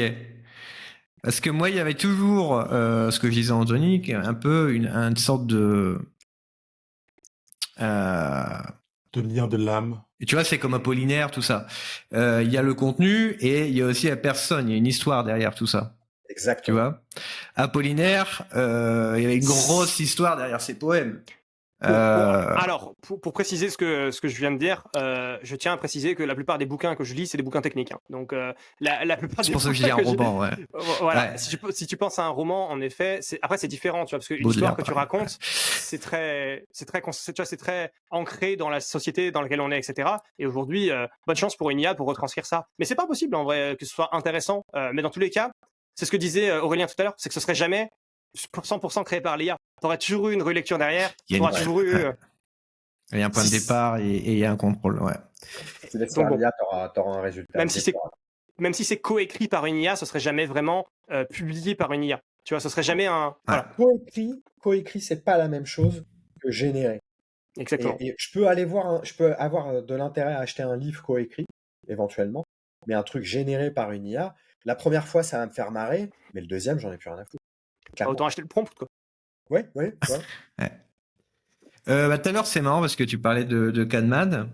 Toi, tu es un scientifique, donc on va te cataloguer dans les gens ultra pragmatiques, cartésiens, tout ce que tu veux. Bien sûr. Mais est-ce que tu te considères quand même comme quelqu'un d'intuitif?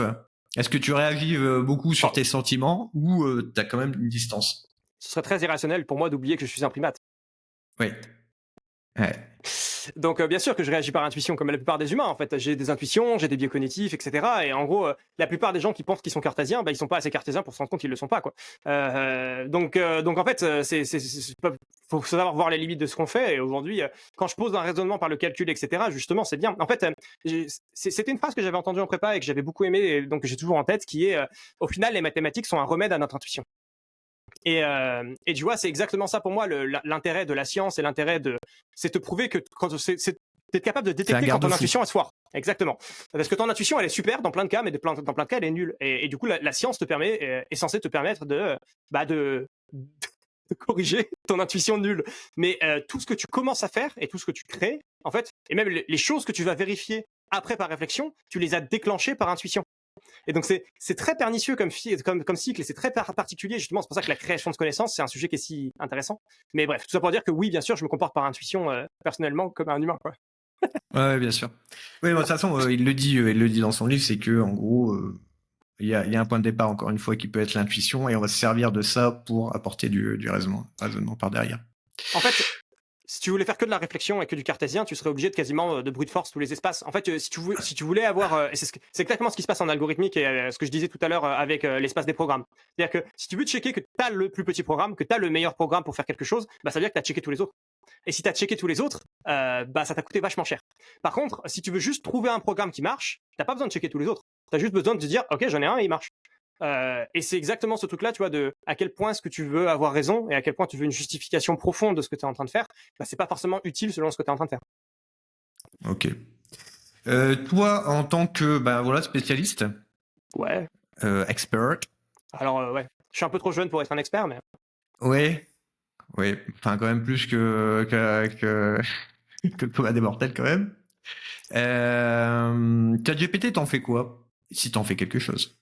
Je l'utilise pour tout ce qui est inspiration créative. Donc typiquement, j'ai la flemme d'écrire un mail, c'est très bien. Voilà, je l'utilise pour ce qui est résumé d'un pavé de texte, ce genre de trucs, etc. Parce que généralement, il est pas trop mal à faire ça. Donc voilà, je l'utilise vraiment comme un assistant d'écriture parce que je suis quelqu'un qui a la flemme d'écrire. Voilà, j'aime pas écrire. Et donc généralement, j'écris des bullet points et je lui dis vas-y, mets-moi ça dans un truc un peu formel, un peu joli, en fonction de à qui je veux l'envoyer, quoi. Et il fera un truc, je vais le relire, je vais itérer dessus et puis voilà. Donc ça, c'est le genre de truc sur lequel j'utilise ChatGPT. Ok. Et tu l'utilises pas pour le code. Pour le code, je l'utilise. J'ai un peu essayé en vrai à droite à gauche, etc. Mais les seules fois justement pour l'instant où j'ai essayé, j'ai été assez déçu dans le sens où à chaque fois, les seules fois où il y avait un problème dans ma code base, c'était dans ce morceau où j'avais fait confiance à une IA. Tu vois. Donc donc bon. Pour l'instant, j'ai un résultat un peu mitigé sur ça. Là où c'est très très bien, c'est avec un curseur ou autre, l'autocomplétion. Donc l'autocomplétion est assez sympa parce que quand tu fais des choses un peu répétitives, un peu boilerplate, c'est sympa pour faire des trucs qui sont très cadrés, etc. Donc quand tu as une base de code qui est très très carrée et très architecturée, etc. C'est pas mal. Ça te permet d'auto-compléter des trucs, mais je l'utiliserai jamais pour faire une tâche à ma place, quoi. Non, moi je l'ai fait. J'ai vraiment essayé. Hein. Je l'ai laissé consommer les 30, 40, 50 euros tout seul, en lui disant vraiment, et c'est de la. Il n'y a pas d'autre mot, quoi. C'est-à-dire qu'il part dans des trucs où toi, le dev, tu le vois partir et tu as envie de lui dire mais non, ça marchera pas, ça, c'est clair et net que ça marchera pas. Et là où c'est vraiment utile, c'est quand tu utilises un truc comme Cursor, ou pour moi C-Line, où tu as de l'autocomplétion, où tu peux poser des questions sur ta code base, où tu peux faire des choses comme ça. Voilà. Genre, dis-moi, il y avait un truc là dans la code base, je sais plus où c'est, dis-moi où c'est, voilà. C'est ça. Flemme. En vrai, tu pourrais faire un grep, tu vois, mais si tu te souviens plus exactement de comment tu l'avais appelé, etc., bah tu peux pas le grep, et du coup, tu te dis, vas-y, c'est quoi, grep-le-moi, merci, allez, c'est bon. Exactement. Et exactement. Il y a un truc que j'ai vu hier, et c'est marrant, je faisais la réflexion à madame il y a 2 ou 3 ans. C'est que, alors là on est un petit peu loin, mais on est proche aussi. Ça veut rien dire ce que je dis, mais je me comprends. C'est connexe, mais pas inclus. Exactement. Alors je vais être vulgaire, mais bon, on bouffe tellement d'écran, et de plus en plus, quand on en oublie justement nos propres sens. Moi, j'expliquais un truc à madame, je disais à 2-3 ans, putain, je me rappelle même plus comment c'est de toucher un arbre. Limite. Ou en tout cas, j'ai beaucoup moins cette sensation. Est-ce que c'est un truc qui, selon toi, aura tendance à se renforcer? Alors, si on veut étendre le truc, c'est qu'apparemment, même les jeunes, maintenant, ils font beaucoup, ils copulent beaucoup moins qu'avant. Est-ce que c'est quelque chose qui tend à se renforcer, justement, cette déconnexion du monde physique, ou pas, selon toi? Alors, je ne suis pas un super forecaster, hein, donc je ne veux pas être capable de de prédire le futur avec une grande précision, quoi. On va dire ça pour le. Ouais. C'est justement une autre phrase Mais que on est j'aime au bien, bar, c'est là. Ouais. Tu es trop une autre modeste, phrase tu es trop modeste. Et on est au bar, on est au bar. une autre phrase que j'aime bien, c'est justement la seule chose qu'on peut vraiment prévoir sur le futur, c'est que les humains sont très mauvais à prévoir le futur. Et donc, bref, tout ça pour dire que finalement, j'ai pas vraiment d'avis sur le futur. Par contre, sur l'avis sur aujourd'hui et sur l'évolution de la société, enfin, c'est une question qui est très large en soi, qui est beaucoup plus politique et sociale que qu'est-ce qu'elle est technologique. Donc bon, ça sort largement de mon domaine d'expertise. Mais bon, pour répondre sur mon intuition et avec juste mon intuition, j'ai l'impression que les gens que c'est pas des choses qui changent tant que ça avec le temps au final. En fait, pour moi, la question des outils qu'on a, etc., c'est juste que la vie nous pousse à utiliser moins ces outils-là, etc., parce que ça a moins d'intérêt aujourd'hui pour nous dans notre société. Et c'est une question de culturellement, en fait, on a réduit l'intérêt de toucher les arbres par rapport à avant, entre guillemets, tu vois. On a réduit l'intérêt d'être dehors par rapport à avant, culturellement. Aujourd'hui, si tu veux participer à des cercles sociaux, etc., bah, ça se fait plus tant que ça en physique, ou beaucoup moins, et encore moins dans des forêts, quoi. Aller faire un pique-nique avec des gens, c'est plus quelque chose qui est dans la culture populaire classique, finalement. C'est des choses qui sont, un peu effacées. Et donc, je pense que c'est plus une question de comment est-ce qu'on choisit de vivre ensemble. Et cette question de qui choisit aujourd'hui et comment est-ce que la tendance de comment est-ce qu'on vit ensemble, elle évolue, on arrive sur des sujets un peu vénères, quoi, mais un peu larges. Mais bon, moi, je suis pas très positif sur la façon dont on vit pour l'instant, et j'ose espérer qu'un jour on va se réveiller et commencer à faire des trucs. Mais en soi, c'est un peu ce que je vois autour de moi. Je veux dire, j'ai beaucoup de gens autour de moi qui décident de, je sais pas, de sortir sans téléphone. Voilà, des fois, comme ça. Ils sont balades. Genre, waouh, tu vois, incroyable. Tu vois, d'aller faire un truc où t'as pas de réseaux sociaux, t'as pas de tel pendant ta petite balade de 5 minutes. Waouh. Voilà. Ouais. Et donc, tu vois, c'est très con, mais il y a des gens comme ça qui commencent à se dire que, bah, en fait, à quel point est-ce que ça m'apporte des choses et à quel point ça m'en prend. Et aujourd'hui, est-ce que votre smartphone, c'est un outil ou est-ce que c'est vous l'outil, quoi? Et c'est vraiment ça, de façon plus générale, dans notre société. Donc là, on va rentrer presque un peu dans la politique, mais je trouve que, vu la technologie qui nous entoure et vu toutes les capacités de production qu'on a, comment ça se fait qu'on travaille encore 8 heures par jour? Ouais. Elle va où la valeur qu'on crée? Anthony en parlait tout à l'heure. C'est exactement ce qu'on discutait juste avant le podcast avec Jérôme. Donc bon, c'est des sujets un peu plus politiques et un peu plus sociaux que technologiques. Donc je suis pas du tout un expert, mais mes avis sont un peu là, entre les lignes. Intéressant. Si, tout à l'heure, tu parlais de voir les choses de façon manichéenne. Oui. Alors, on va dire aujourd'hui, 30 avril à 9h39, ou je sais pas, plus 5, 14h39 en France. Tu la vois comment, l'IA? C'est du caca ou c'est bien?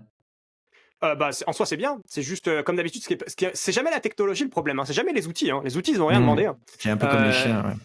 Les outils, ils n'ont rien demandé. Le problème, c'est ceux qui décident quoi en faire et comment ils en parlent dessus. Pour moi, le problème de l'IA aujourd'hui, c'est ceux qui la vendent. D'accord. Donc c'est le marketing autour, quoi. Voilà, la technologie est vraiment super. Franchement, c'est vraiment des ruptures technologiques qu'on s'attendait pas à avoir. Il y a beaucoup de choses à faire avec, il y a beaucoup de recherches à faire autour, il y a beaucoup de nouvelles. Là, le problème qu'il y a de l'IA aujourd'hui, c'est pas ça. Le problème, c'est que les gens font n'importe quoi avec, que les gens respectent pas, comme d'habitude, les données des autres, etc. Que les gens essayent, parce qu'ils ont de nouveaux pouvoirs, décident de l'appliquer sur n'importe quoi et sans forcément penser aux conséquences derrière. Donc bon, c'est.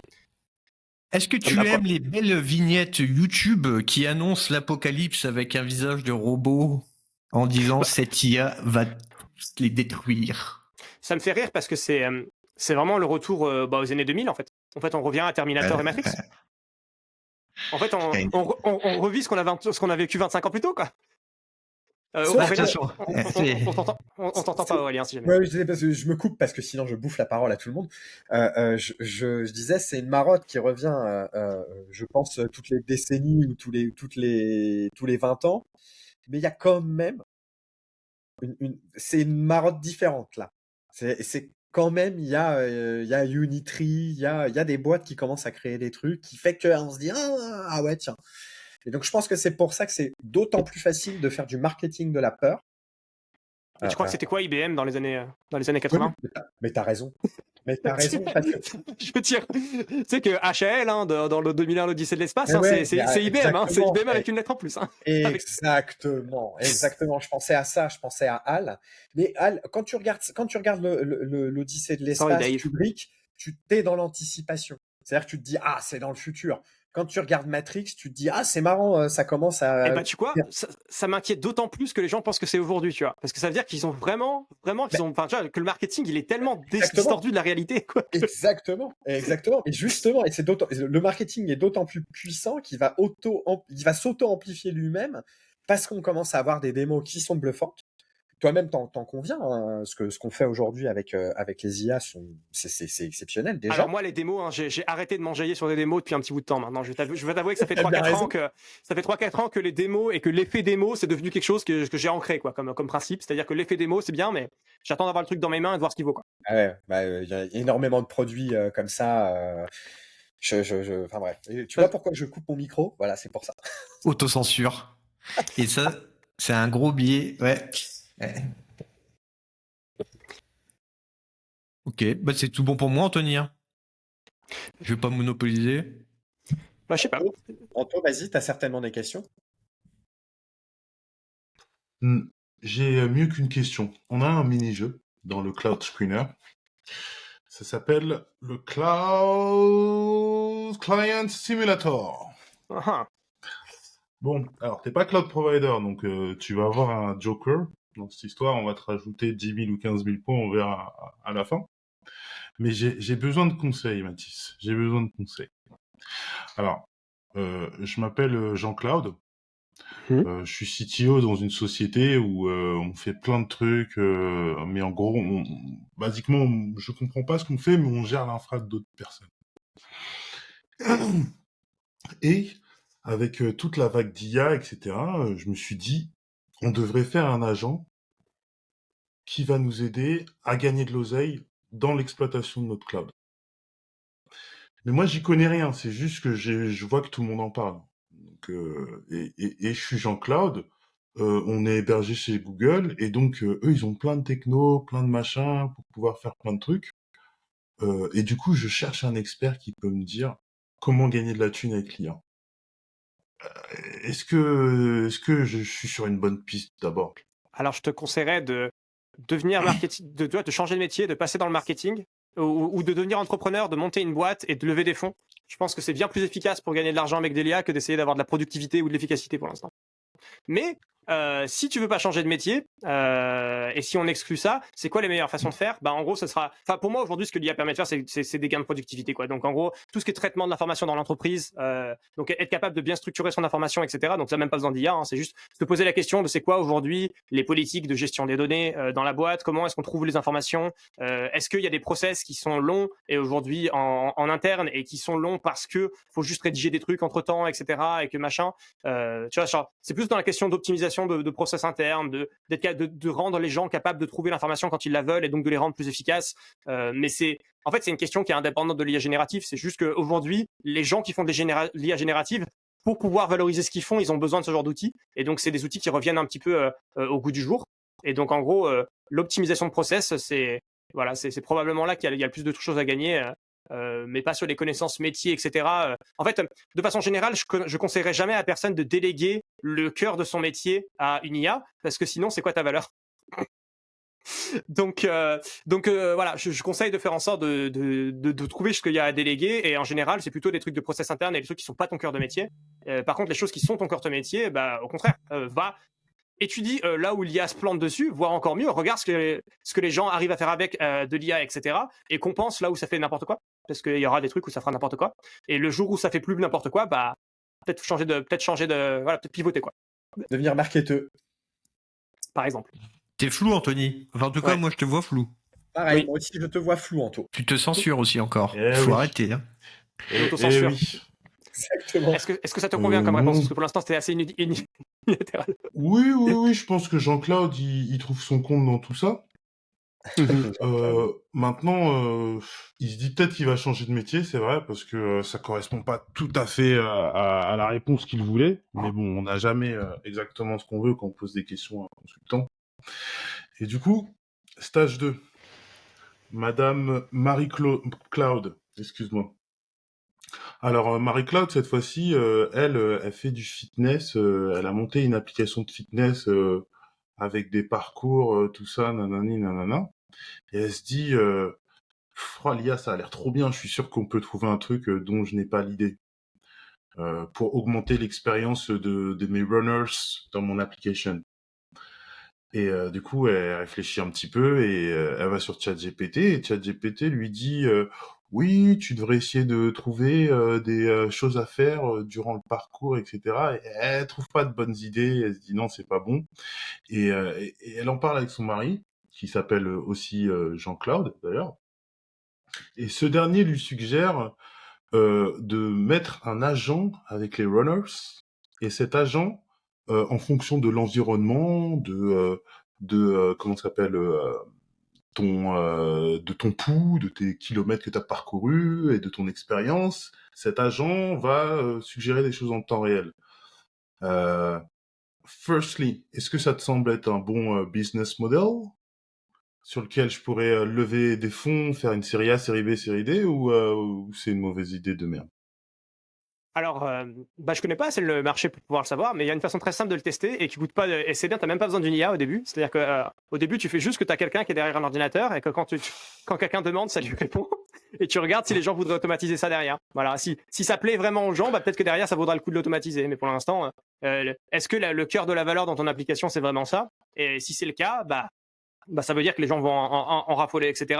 Très probablement, au début, tu pourras faire des choses avec des heuristiques et tu n'auras même pas besoin d'une IA générative pour pouvoir faire des choses. Pourquoi est-ce que je dis ça? Parce qu'il y a un petit truc que les gens ils oublient, c'est que c'est pas gratuit quand tu fais des appels à un LLM et que ça a un coût qui est pas négligeable. Et donc, tu as intérêt d'avoir une bonne valeur ajoutée si tu veux que tes appels à ton LLM ils soient rentables. Parce que c'est aujourd'hui, le compute il est pas très cher, mais ça c'est aujourd'hui. Dans 5 ans, c'est pas forcément sûr que ce sera pareil. C'est ça. Toi, tu penses que c'est l'inverse, c'est-à-dire que les prix peuvent monter, parce que tout le monde essaie de nous dire l'inférence, les Je coûts sais bien. tendront vers toi. Tout le monde me dit ça, j'adore ça. Et du coup, je leur dis, regarde, c'est ce qu'ils font ChatGPT. Ils ont baissé leur prix, t'as vu? C'est le cas. Tous, DeepSeek, tout le monde, QN, tout le monde baisse ses prix. En fait, tant qu'il y a des monopoles, etc., en vrai, je pense que oui. Je pense que ça va baisser un petit peu. Et en vrai, c'est pas impossible qu'un jour, on vienne à des coûts en calcul qui soient vraiment très, très bas. Mais dans ce cas, quel intérêt d'avoir un cloud, quoi. En soi, si c'est le cas, si tu as des coûts en calcul qui sont très bas, ça veut dire que tu pourras littéralement télécharger le modèle et le runner toi-même, quoi. Donc, si c'est le cas... J'espère ça, mais il restera toujours le problème de la taille de la mémoire et éventuellement, on aura besoin de GPU cloud avec des grosses Oui, mémoires. enfin, le hardware, ça se discute, ça évolue, il y a plein de choses qui se Oui, bien passent. sûr. Ouais, c'est ça. Si tu as un GPU et de la RAM à côté, je veux dire, c'est pas si cher que ça, quoi, comme je pense par rapport à ce que fait un cloud ici avec en fait toute la logique d'infra et de latence, etc. Enfin, je sais pas. Peut-être que ça deviendra une commodité au point où les gens vont juste faire des appels, etc. Et voilà. J'ai pas trop d'avis là-dessus. Je pense pas, tu vois, que ce soit nécessaire pour un business de fitness, d'appliquer pour une application de fitness, tu vois, genre je me demande pas que, tu vois, je pense pas que ce soit nécessaire que ce soit un truc au cœur de l'appli, etc. Après, j'en sais rien. Encore une fois, je connais pas le métier, ça se trouve, ça sera vraiment la grande valeur. Moi, mais Marie-Claude, même elle est si c'était venue le me cas, voir avant. Marie-Claude, elle est venue me voir avant. Déjà, elle voulait faire un site internet. Je lui ai sorti 2-3 solutions, elle m'a dit trop cher. Donc, je pense que pour l'IA, c'est flingué. Je pense qu'elle ouais. a pas le porte-monnaie. Et tu vois, justement, mais même pour ces trucs-là de chatbot et d'avoir des chatbots personnalisés dans des applications, en fait, pourquoi tu as besoin d'avoir un modèle qui a des dizaines de milliards de paramètres pour faire ça, quoi. La plupart du temps, tu as juste un petit modèle qui fait 3 milliards de paramètres, voire moins. C'est ça. Et ça fera très bien le taf, quoi. Je veux dire, il y a la sortie des Qwen 3 qui vient de sortir, là, tu testes le 1,6, là, et tu regardes si ça suffit pas pour ce que tu veux faire, quoi. Et si c'est le cas, ça tient sur mon GPU en local, à moi, donc. C'est clair, ça tient sur mon téléphone portable. Sur téléphone portable, exactement. Donc bon, exactement voilà, a-t-on besoin d'un supercalculateur pour être intelligent, hein, voilà.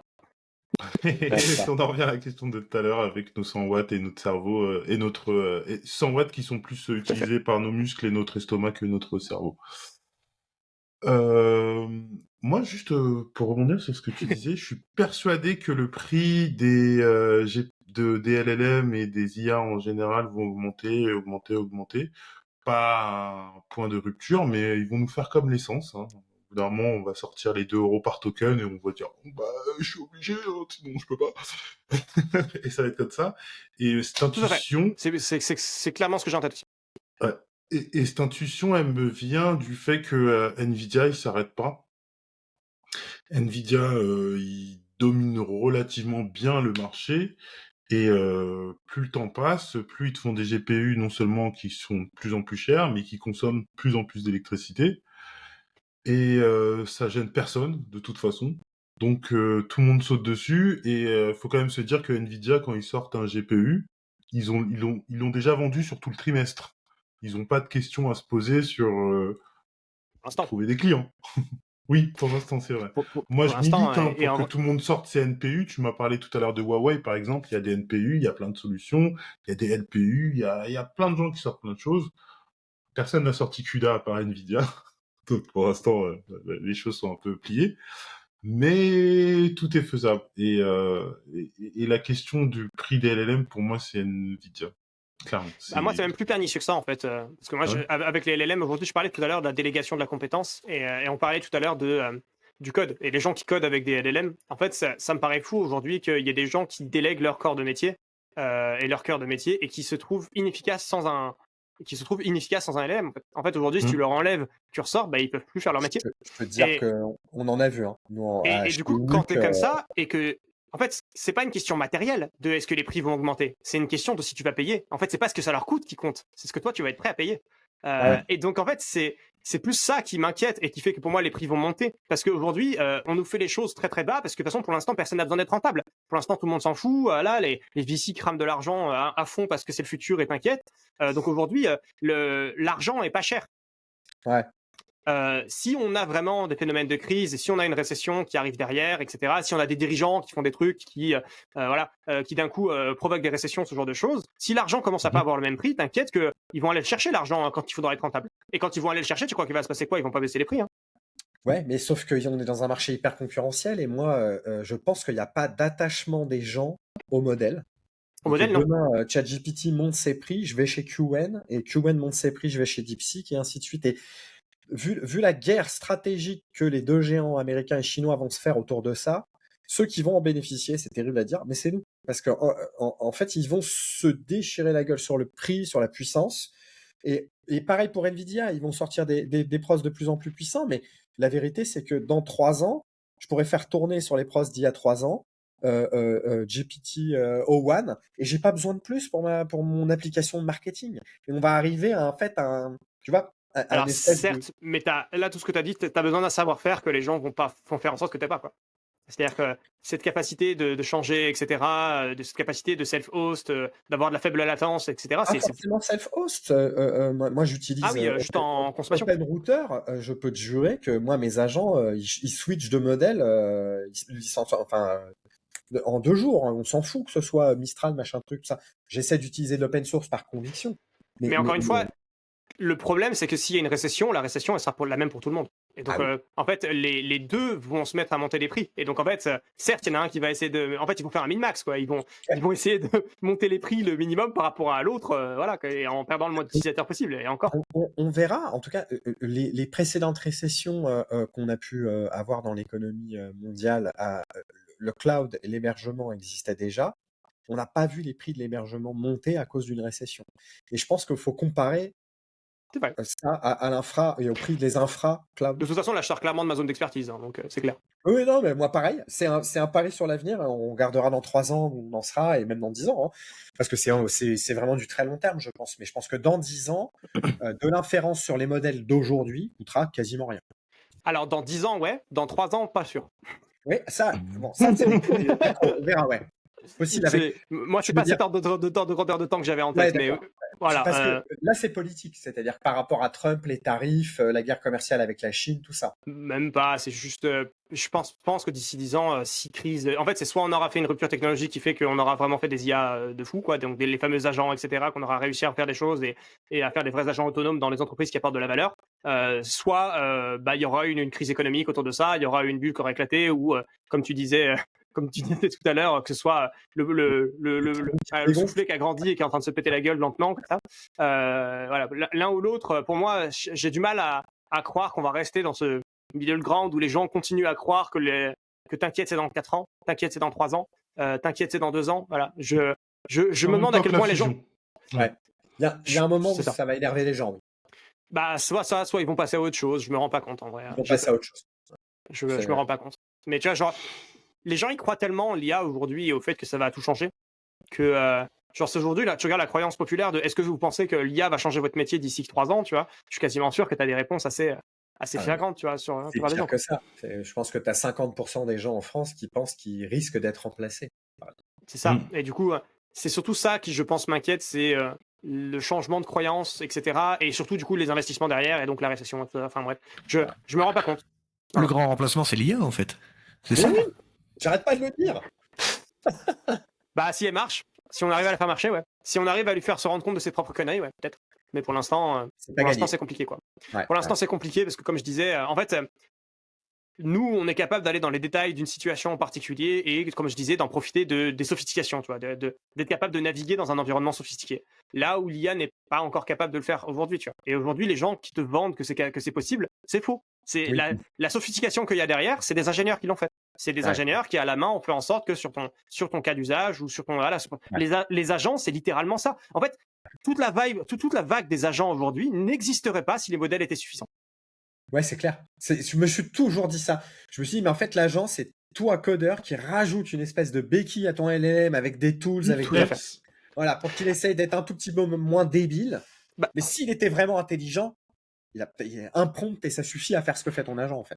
Mais en vrai, ça a beaucoup de sens quand on y pense à ce qu'ils font ces agents. Rappelle-toi, ce que je disais, c'est que nous, quand on code, on fait des choses qui ont très basse entropie. Les LLM, quand ils font des choses qui ont très haute entropie. Et donc, en fait, t'arrives à recréer une sophistication un peu artificielle en mettant je mets de l'eau dans mon vin et j'arrive à faire un truc un peu au milieu, ça fait du rosé, quoi. Voilà. Et du coup, les vrais savent que c'est pas du vrai rosé, quoi. Mais si tu fais pas attention, si t'as déjà un peu bu, voilà, etc. La Silicon Valley, ça passe. Tu vas le boire quand même, le truc, et tu vas te dire que c'était du rosé, quoi. Et si t'as jamais surtout si t'as jamais connu du vrai rosé avant, t'auras jamais su c'était quoi la différence.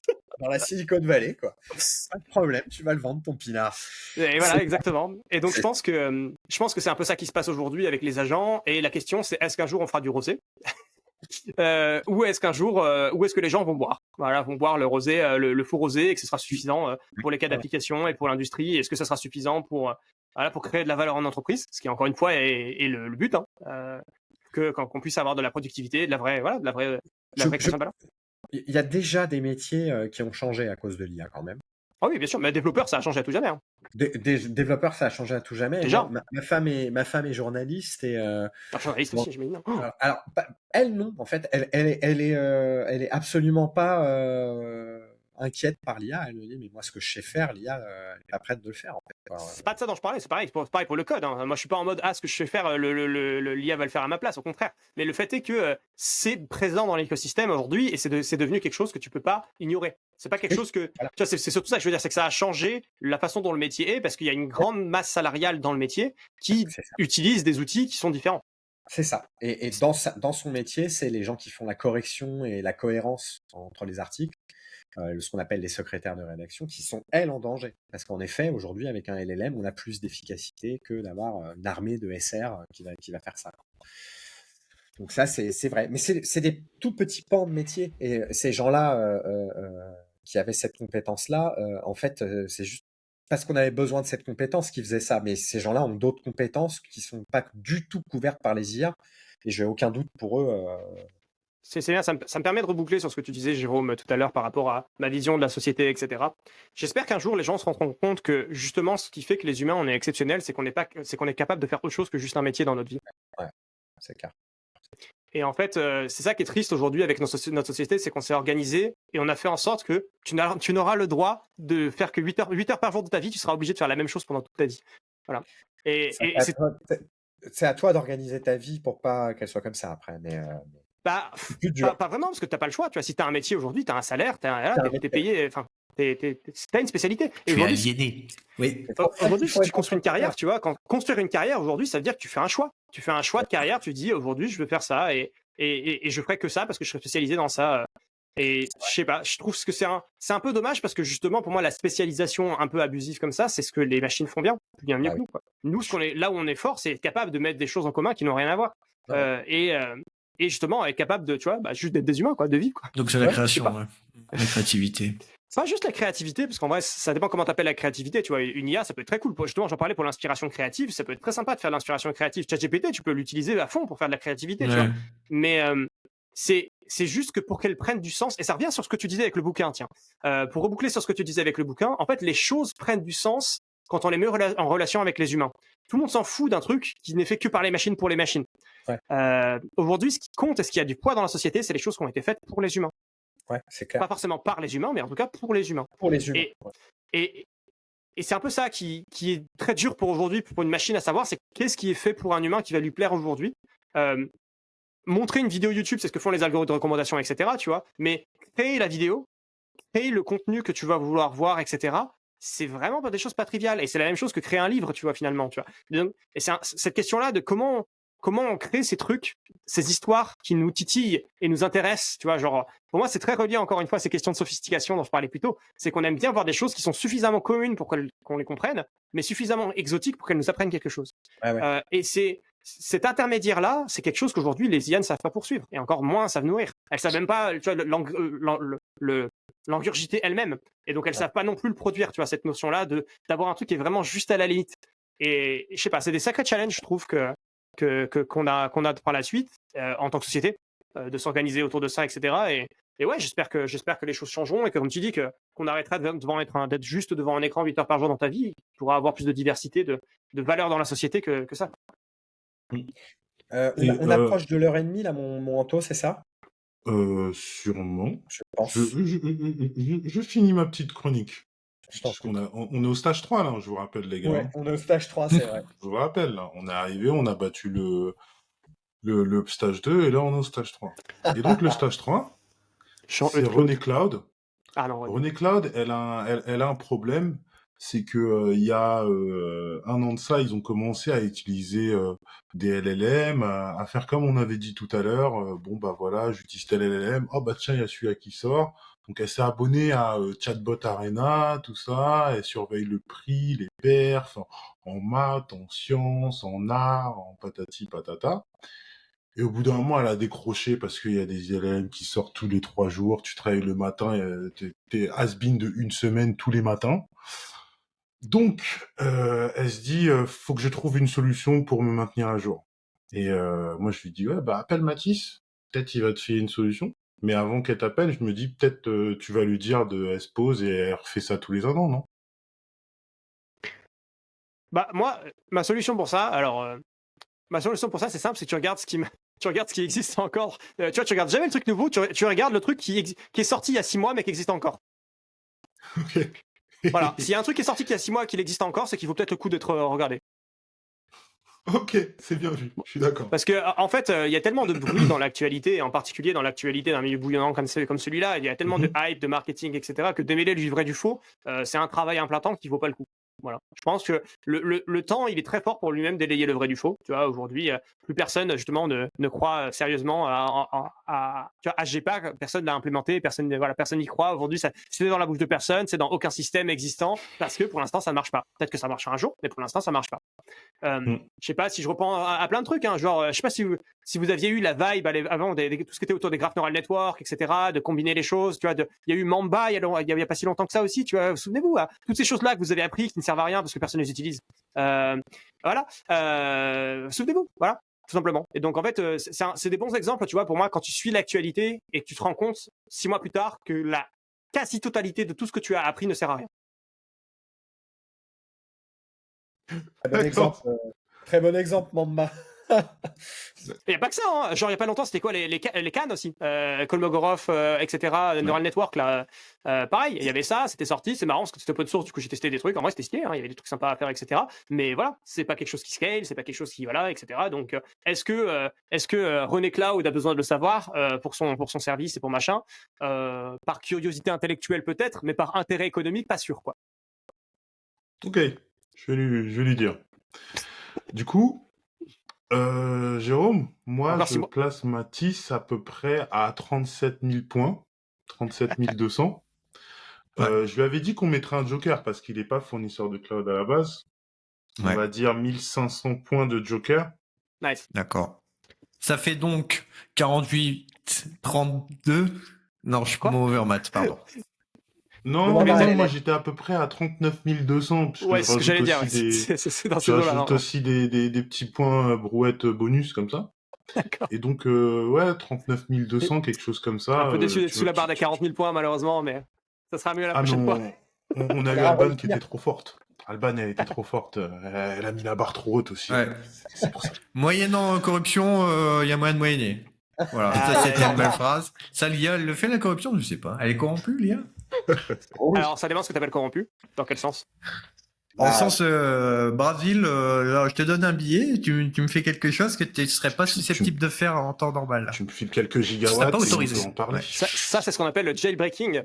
Et c'est un sujet passionnant de savoir comment faire en sorte d'avoir le bon prompt pour que tu lui sortes de ses guardrails un petit peu. Mm. Et donc, je sais pas si tu peux considérer ça comme de la corruption, mais en soi, quand tu détournes un usage littéralement à l'opposé de ce que c'est censé faire, ça en est un petit peu. Donc, donc oui, mais c'est 41 000 juste, points. c'est juste que ça coûte pas de l'argent, voilà. C'est 41 000 points, Jérôme. On y est. On rajoute. Allez, On a vamos. dépassé la barre des 40 000. Voilà, voilà, super, voilà. super. On est super. fou. Je mets à jour le C'est la tableau question Pac-Man. bonus. C'est parti. Et c'est marrant, mais tu vois, genre, c'est toute cette vibe de LLM, de cloud, etc. Je sais pas, j'ai l'impression que ça a déjà existé. Enfin, j'ai l'impression de revivre un truc qu'on a déjà vécu, c'est fou. Vous avez pas cette impression-là qu'on revit quelque chose qu'on a déjà vécu? Genre, moi, j'ai l'impression d'être dans une boucle et d'être coincé quelque part dans une boucle temporelle. mais si, t'as raison. Alors ça, Il y a c'est une part- Schumpeter. Ouais. Non, vas-y, je disais juste, j'ai l'impression de jouer à Outer Wilds, c'est tout. Ce qui est plutôt en soi une bonne sensation, mais ce qui est pas top, quoi. Enfin, je sais pas. Excuse-moi, Ce qui Jérôme, est vas-y. très drôle, c'est d'avoir ce sentiment-là à ton âge, surtout. C'est plus ça, moi, qui me fait rire. Ouais. Bah, en fait, franchement, tu regardes ce qui s'est passé, etc. Tu regardes les gens qui parlent. En fait, moi, j'aime bien aller voir ce qui s'est passé avant et tu sais, ce qui était l'actualité avant. Tu Ouais. vois, quand les gens parlaient de l'actualité avant, Ouais. etc. Tu vois, c'est trop marrant quand tu vois les trucs comme ça. T'es en mode, mais genre, en particulier quand tu Pareil. regardes les trucs sur tout ce qui est Wayback Machine, etc. Quand tu reviens un peu sur Internet dans le passé là, et que tu te dis putain, mais c'était ça qu'on faisait, tu vois. Quand même. Voilà, Ouais. Je suis genre, d'accord. Je suis d'accord. c'est fou.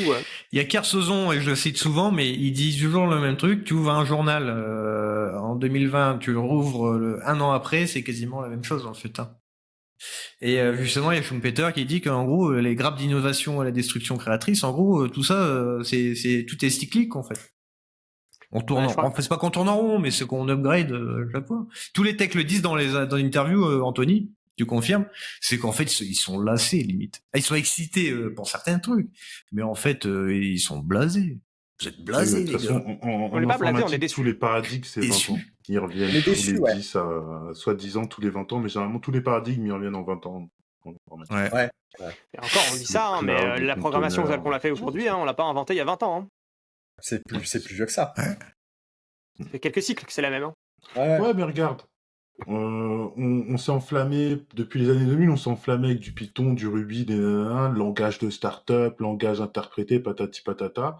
Il y a Rust, il est revenu, il a dit, OK, vous faisiez du C, maintenant on peut faire mieux que le C. Et au final, on est revenu à la compilation et il y a eu Go un petit peu avant, mais on est revenu au langage langage compilé, c'est l'hégémonie, c'est les meilleurs, etc. Et je suis persuadé que dans 10 ans, limite Python ou un autre truc va revenir et va nous dire ouais, mais avec l'interprétation, on peut faire des trucs super et patati, Mais oui, c'est sûr. patata.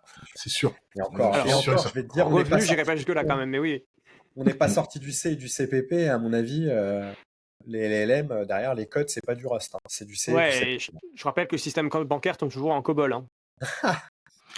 Oui, mais t'inquiète, on a des IA qui vont le réécrire. Non, mais Exactement. ce que tu dis, c'est vrai pour les nouvelles choses qui existent, mais c'est pas vrai pour les choses qui sont encore là. En fait, aujourd'hui, Java, c'est quand même partout, tu vois. Aujourd'hui, dans l'industrie, la vraie, Java, Postgres, etc., c'est toujours là. Hein. Bien sûr. Oui, Postgres, oui, ça a pas bougé, hein. Ah non je suis d'accord, mais dans l'informatique, on a ces socles-là qui sont difficilement, que tu peux difficilement bouger. Mais si je te prends par exemple tous les paradigmes de DB, voilà, on a eu le paradigme dans la décennie précédente qui était le NoSQL. Tous les NoSQL, ils ont un SQL. Tous. C'est clair. On est tous revenus au SQL. Et je suis sûr que dans 10-20 ans, on va être là, on veut du YAML ou je sais pas quoi pour repartir du SQL et on va y retourner après. Parce que il y a des bases qui sont là et qui font les socles, que on retourne à ça parce que ça a été prouvé depuis 20 ans que c'est les meilleurs. et ensuite on s'en écarte parce qu'on cherche quelque chose et on y retourne. Et on En fait, s'écarte. c'est ça le problème, c'est qu'on cherche le meilleur truc. Est-ce que je pense que ce qu'on a du mal à comprendre, les gens techniques, c'est qu'il n'y a pas de meilleur truc. Le meilleur truc, c'est un truc qui marche pour ce que tu veux faire. C'est Ouais. plus adapté. Et du coup, le fait de trouver des trucs adaptés et le fait que le truc adapté en question varie beaucoup avec le temps, le temps et le contexte, voilà, c'est des choses qu'on a un peu du mal à vivre, je pense. On a un peu ce biais-là de se dire que nous, on est comme des scientifiques, voilà, on fait des choses solides, on fait de la technologie dure, tu vois, donc on fait des trucs, tu vois, c'est basé un peu dans le marbre, tu vois, c'est si on dit que ça marche et que ça marche comme ça, c'est parce que ça marche et que ça marche comme ça. Et donc on a beaucoup de confiance en nos connaissances, alors qu'au final, il y a plein de façons de faire des choses de façon très différente. Et tant que ça marche, entre guillemets, et tant que ça apporte de la valeur aux gens, c'est quand même ça le but. Hein. C'est que derrière, il y a un humain qui soit plus content dans le monde. Si ce que tu fais, il rend pas un humain plus content dans le monde, il faut te poser la question de est-ce que tu fais ça a de la valeur ou pas, quoi. Tu m'étonnes. Et je pense aujourd'hui, justement, les agents et les systèmes d'IA, c'est une question qu'il faut bien se poser. Aujourd'hui, quand tu vas créer ta startup en IA, quand tu vas mettre exactement, tu vois, quand tu vas vouloir penser à ton système pour augmenter l'expérience utilisateur avec de l'IA, etc. Pose-toi vraiment la question de est-ce qu'il y a un humain derrière qui va être content parce que tu as fait ça, quoi. Et c'est un truc que les gens oublient, tu vois, c'est que le but c'est d'apporter de la valeur aux gens, c'est tout. C'est très con, hein, mais la technologie ne sert qu'à ça.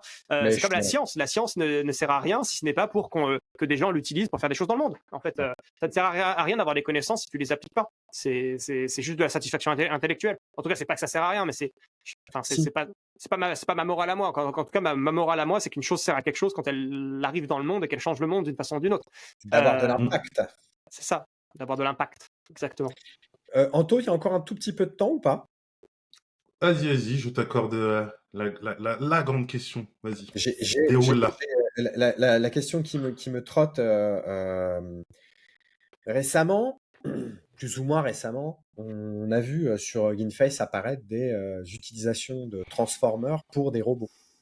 Oui. Pour de l'apprentissage robotique. Je veux bien ton avis sur ça. Est-ce que c'est une voie qui est complètement ouf et ça va nous permettre de faire des trucs dont on n'avait pas idée, ou est-ce que ça va halluciner dans le monde réel et ça va casser les œufs que ça essaye de ranger, quoi. Ça dépend à quel niveau tu le places. En gros, si tu le places au niveau de la décision haut niveau, bah, il va pouvoir halluciner des trucs, et comme tu dis, voilà. Mais si tu le places au niveau de, bah, justement, vraiment de la motricité et de la capacité à faire différentes choses et différentes actions, etc., bah, ça a du sens parce que c'est de l'intuition, en fait, tout ça, tu vois. Genre, moi, quand je décide d'attraper un truc, j'ai jamais besoin de réfléchir à ce que je suis en train de faire pour attraper le truc, tu vois. Quand je joue à League of Legends, je n'ai pas besoin de réfléchir à comment bouger ma souris, etc., tu vois, et à comment bouger mes doigts, etc. Donc, vu que c'est une partie, pour moi, la robotique et la partie, genre, utiliser ton corps autour de toi, et utiliser tes moteurs, entre guillemets, dans le monde réel pour faire des trucs, c'est une partie qui est très intuitive pour moi, pour nous, en tout cas. Les humains, j'y crois au fait que le machine learning a plus sa place là même que le réflexe seulement qu'avait avant avant on avait vraiment du contrôle, donc de l'automatique seulement quasiment, tu vois. Ouais. Et on faisait tout en précommande, etc.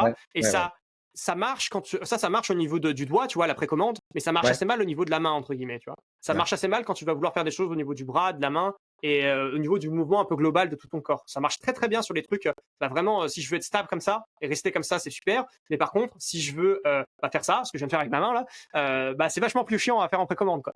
C'est ce qui fait que les robots ont un comportement très robotique, justement. C'est pour ça qu'ils ont dans notre imaginaire collectif, les robots, c'est comme ça, quoi. Quand tu fais la danse du robot, tu fais la danse comme ça. Pourquoi on fait la danse comme ça? Parce que ça, c'est plus facile à programmer et c'est plus facile à précommander pour des ingénieurs que des trucs appris par les données. Et donc des trucs appris par les données, ils vont pouvoir ressembler beaucoup plus à ce que font des humains. Et donc j'y crois beaucoup plus à ça. Après, la partie que tu fasses que un transformer qui fasse toute l'entrée à la fin, j'y crois pas du tout. Et donc pour moi, aujourd'hui, tu as besoin de la partie réflexion, donc de la partie haut niveau, etc. Ce sera des agents d'aujourd'hui, donc ce sera une boucle fort autour d'un LLM, etc., avec de l'ingénierie qui, comme je disais, va pouvoir rapporter ce truc-là très structuré de planification, etc., de vérifier que les choses ont un peu du sens, tout ça. Un agent, comme tu dis, avec une boucle fort au-dessus du LLM, c'est plus ou moins ce que fait le robot de Hugging Face au final. Peut-être, je suis pas au courant, mais sûrement. En fait, c'est ce que font la plupart des projets de d'accord. agents aujourd'hui. De toute façon, c'est ça. Alors, moi, perso, j'ai montré cette démo là, donc du robot de Hugging Face, donc du bras robotique à $250 auquel tu peux faire de l'apprentissage en reproduisant le mouvement que tu veux faire avec un autre bras. Moi, j'ai montré ça à des gens de l'industrie automobile, ils étaient tous bluffés. Ils ont passé des nuits entières à programmer des robots pour les usines et ils se disent waouh, si ça a vraiment ce niveau d'adaptabilité, c'est pas grave si la pièce elle est comme ça, c'est pas grave si la pièce elle est comme ça, il peut quand même l'attraper, la poser où il faut et tout, c'est un game changer pour eux. Mais C'est ça. bon, j'attends de Après, voir. il y a une question de performance, c'est une question que tu viens de dire. En fait, dans une ligne d'assemblage, parce que là tu viens de citer l'automobile, le taux de réussite qu'on va chercher, c'est pas 80%. Hein. C'est ça. C'est 1 moins 10 puissance 6 peut-être, ou 5, voilà. Mais moi, je pensais à des applications. Aujourd'hui, il y a plein de choses qu'on peut pas robotiser, notamment beaucoup de travaux manuels dans l'agriculture. Moi, j'imaginais que éventuellement, on allait enfin avoir des robots qui étaient capables d'aller récolter le raisin ou les myrtilles sans faire appel à des armées d'humains qui ont autre chose à faire que de se pencher et de se péter le dos. Tu sais ce Ils qui le est font au drôle? Japon, je crois, mais je peux. Enfin, après. Ouais, mais même, tu sais ce qui est drôle avec ça? C'est qu'on parlait des boucles, etc. Regardez 2018, regardez 2017, etc. Juste pour rire. Regardez ce qu'on faisait en 2018-2017. C'était Bah, OpenAI avec la main, la dextérité, etc. C'était, voilà, quand on venait d'avoir justement AlphaZero, etc. Regardez cette époque-là. Juste regardez ce qui a été publié en 2018, les machins, etc. Regardez sur Internet, sur Twitter, etc. En 2018, ce qui se passait. Voilà. Regardez le monde en 2018 autour de la robotique et des agents de la robotique, de à quel point le machine learning allait tout changer, que blablabla et machin et tout ça. Voilà. Là, ça c'est les 2-3 prochaines années pour la robotique.